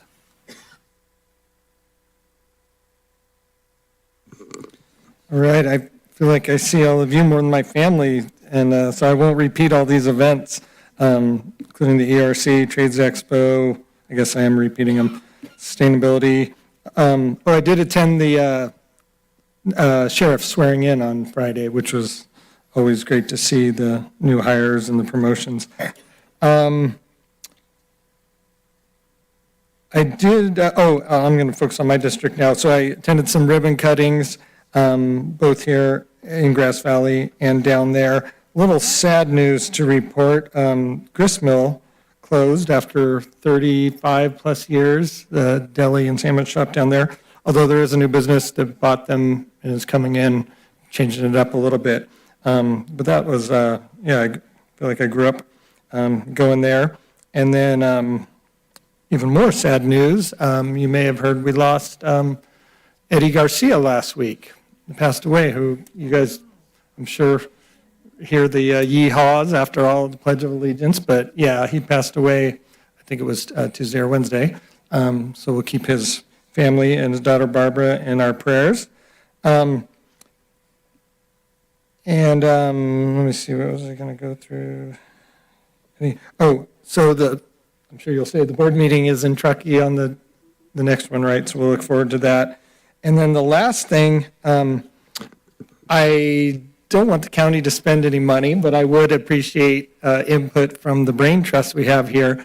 I attended the Higgins Community Breakfast on Sunday that they have once a month, and my wife was involved in some of the discussions, but there's I won't call it a movement, but interest in the South County getting, I think they're looking for like a census designated place designation, which I understand is more grassroots, probably it needs to come from there. Not incorporating or anything, but there's been this, going back years, this theme down there of, is it Auburn, is it Grass Valley? People on the other side of the road are Auburn, who have to go to the Auburn post office. The other side of the road, they go to Grass Valley.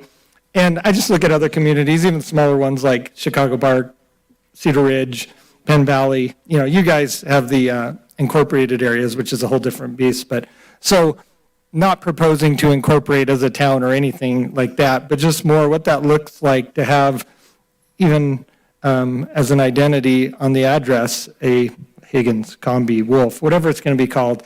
So I would just like to, get, if people have ideas of what that would look like, to help formulate more of that identity. We've got a library down there. We've got our own growing business community, a school, but there's no identity. And it's not the most important thing in the world, but I know there's a lot of people, especially that have been around a long time, that are like, hey, what would that look like?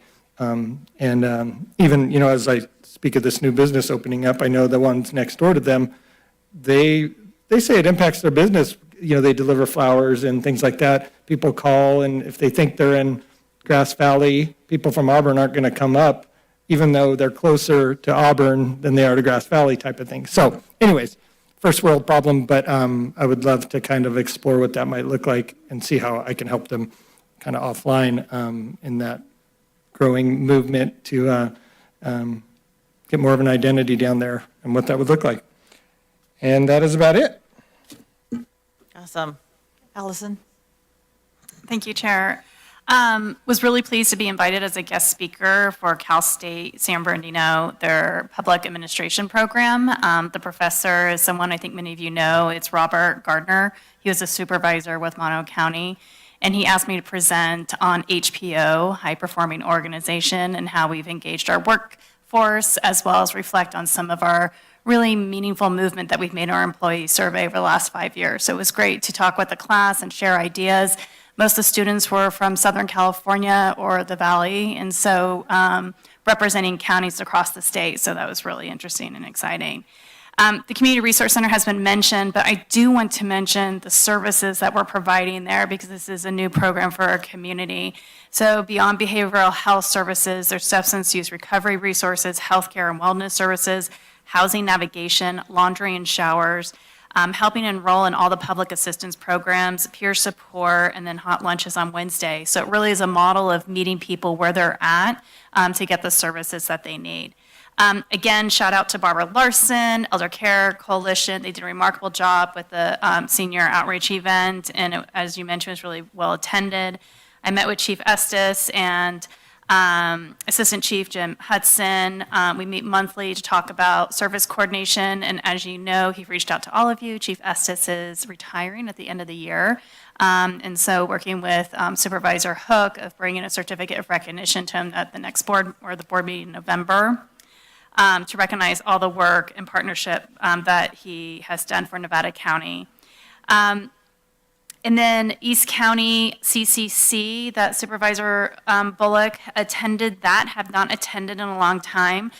There's over 40 plus stakeholders, elected officials, community, nonprofits that attend and talk about brain trust. It's really great to hear the issues in Eastern County and then just the coordination in terms of addressing that. So that was really great to participate in that.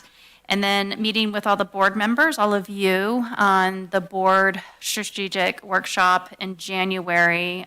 So looking at what those issues are to help inform your priority setting and agenda. Thank you. Okay, try to be really quick. A lot of overlap. So also attended the Resource Center opening, just really proud of that building and all the work that has gone into making that happen.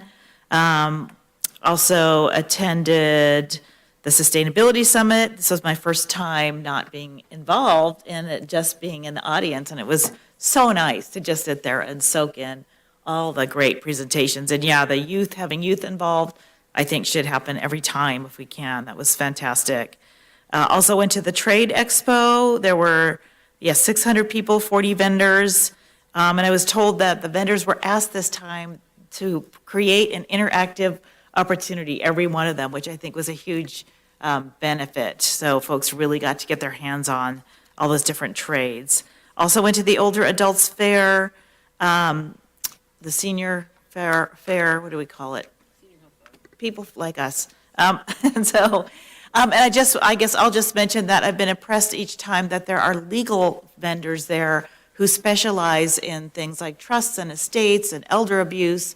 So for folks who go there, if they have legal issues and want someone who really understands their lives, that's helpful as well. Let's see, I did attend the Habitat for Humanity fundraiser. That was fun. That was the first time. A housing ad hoc, continuing to meet. Our first tribal ad hoc meeting was really interesting and really great. I'm so glad we're doing that. I was honored to be on an ERC panel for their big meeting this year. That was really fun. Had a meeting with Consolidated and Ophir. And I want to mention, so I did attend a little meeting. It was called I think ERC First Friday, and it was highlighting the GeoShip, which is being built here, a new industry organization that chose to locate anywhere in this country. They chose to locate here. They're building a prototype at the Bodie Hive, and they're looking to expand so that they can build more of these. They're geodomes made out of new, super hard, non-toxic material. They're supposed to be fire safe, snow load safe, healthy, and when they start building enough of them, can become low-income housing, and they can function as pods, like you can create a whole community. It's really a beautiful concept, and the fact that they've located here as part of this creative economy that we're trying to create here is very exciting. So I think they'll have more chances to go see what they're building, but if you go to Bodie Hive, you should be able to see them put one together, the prototype, and then they have, a number of employees there. Yeah, they've been certified by all the housing authorities to create, what they're doing is all legitimate. So really exciting new thing to see. I want to also just mention, I neglected to do that this morning, a big shout out to Corey in our elections office who's held down the fort since Natalie left and up until today. So I hope that gets back to him, that I appreciate all the work he's done. He's had a big load to carry right now with Prop 50 coming up. And then I just want to mention that I will be missing our next board meeting in Truckee, and that's because the NACO Emergency Management Task Force that I'm on has been asked to go to DC and have some key meetings for 1 day or 1.5 days, and that overlaps with that meeting. So my colleague, Supervisor Swarthout, will chair the meeting, and I apologize that I will be missing that. And that's all for me. So. I have one more thing. You're not allowed, Sue. I know, Okay. I'm sorry, but I just have to give a shout out to CDA. CDA did their quarterly meeting. It rained. We were supposed to, no, we had a fire out at the Mertz, right? And so they had to shift. And I just want to say how amazing that is, because there's a big group of people. They shifted that. We went out to the new warehouse. We got to go see the voting and the ag, and ag put that all together within just moments. And I just would have been remiss if not telling them what a great job they did. And I really enjoyed hanging out with them all. It was really interesting. But everyone did special talks. They went through, the voting, they just took everyone in, showed everything. It was just something that happened overnight. So I would just want to say how extraordinary our team is, that they can pivot and do a workshop within hours.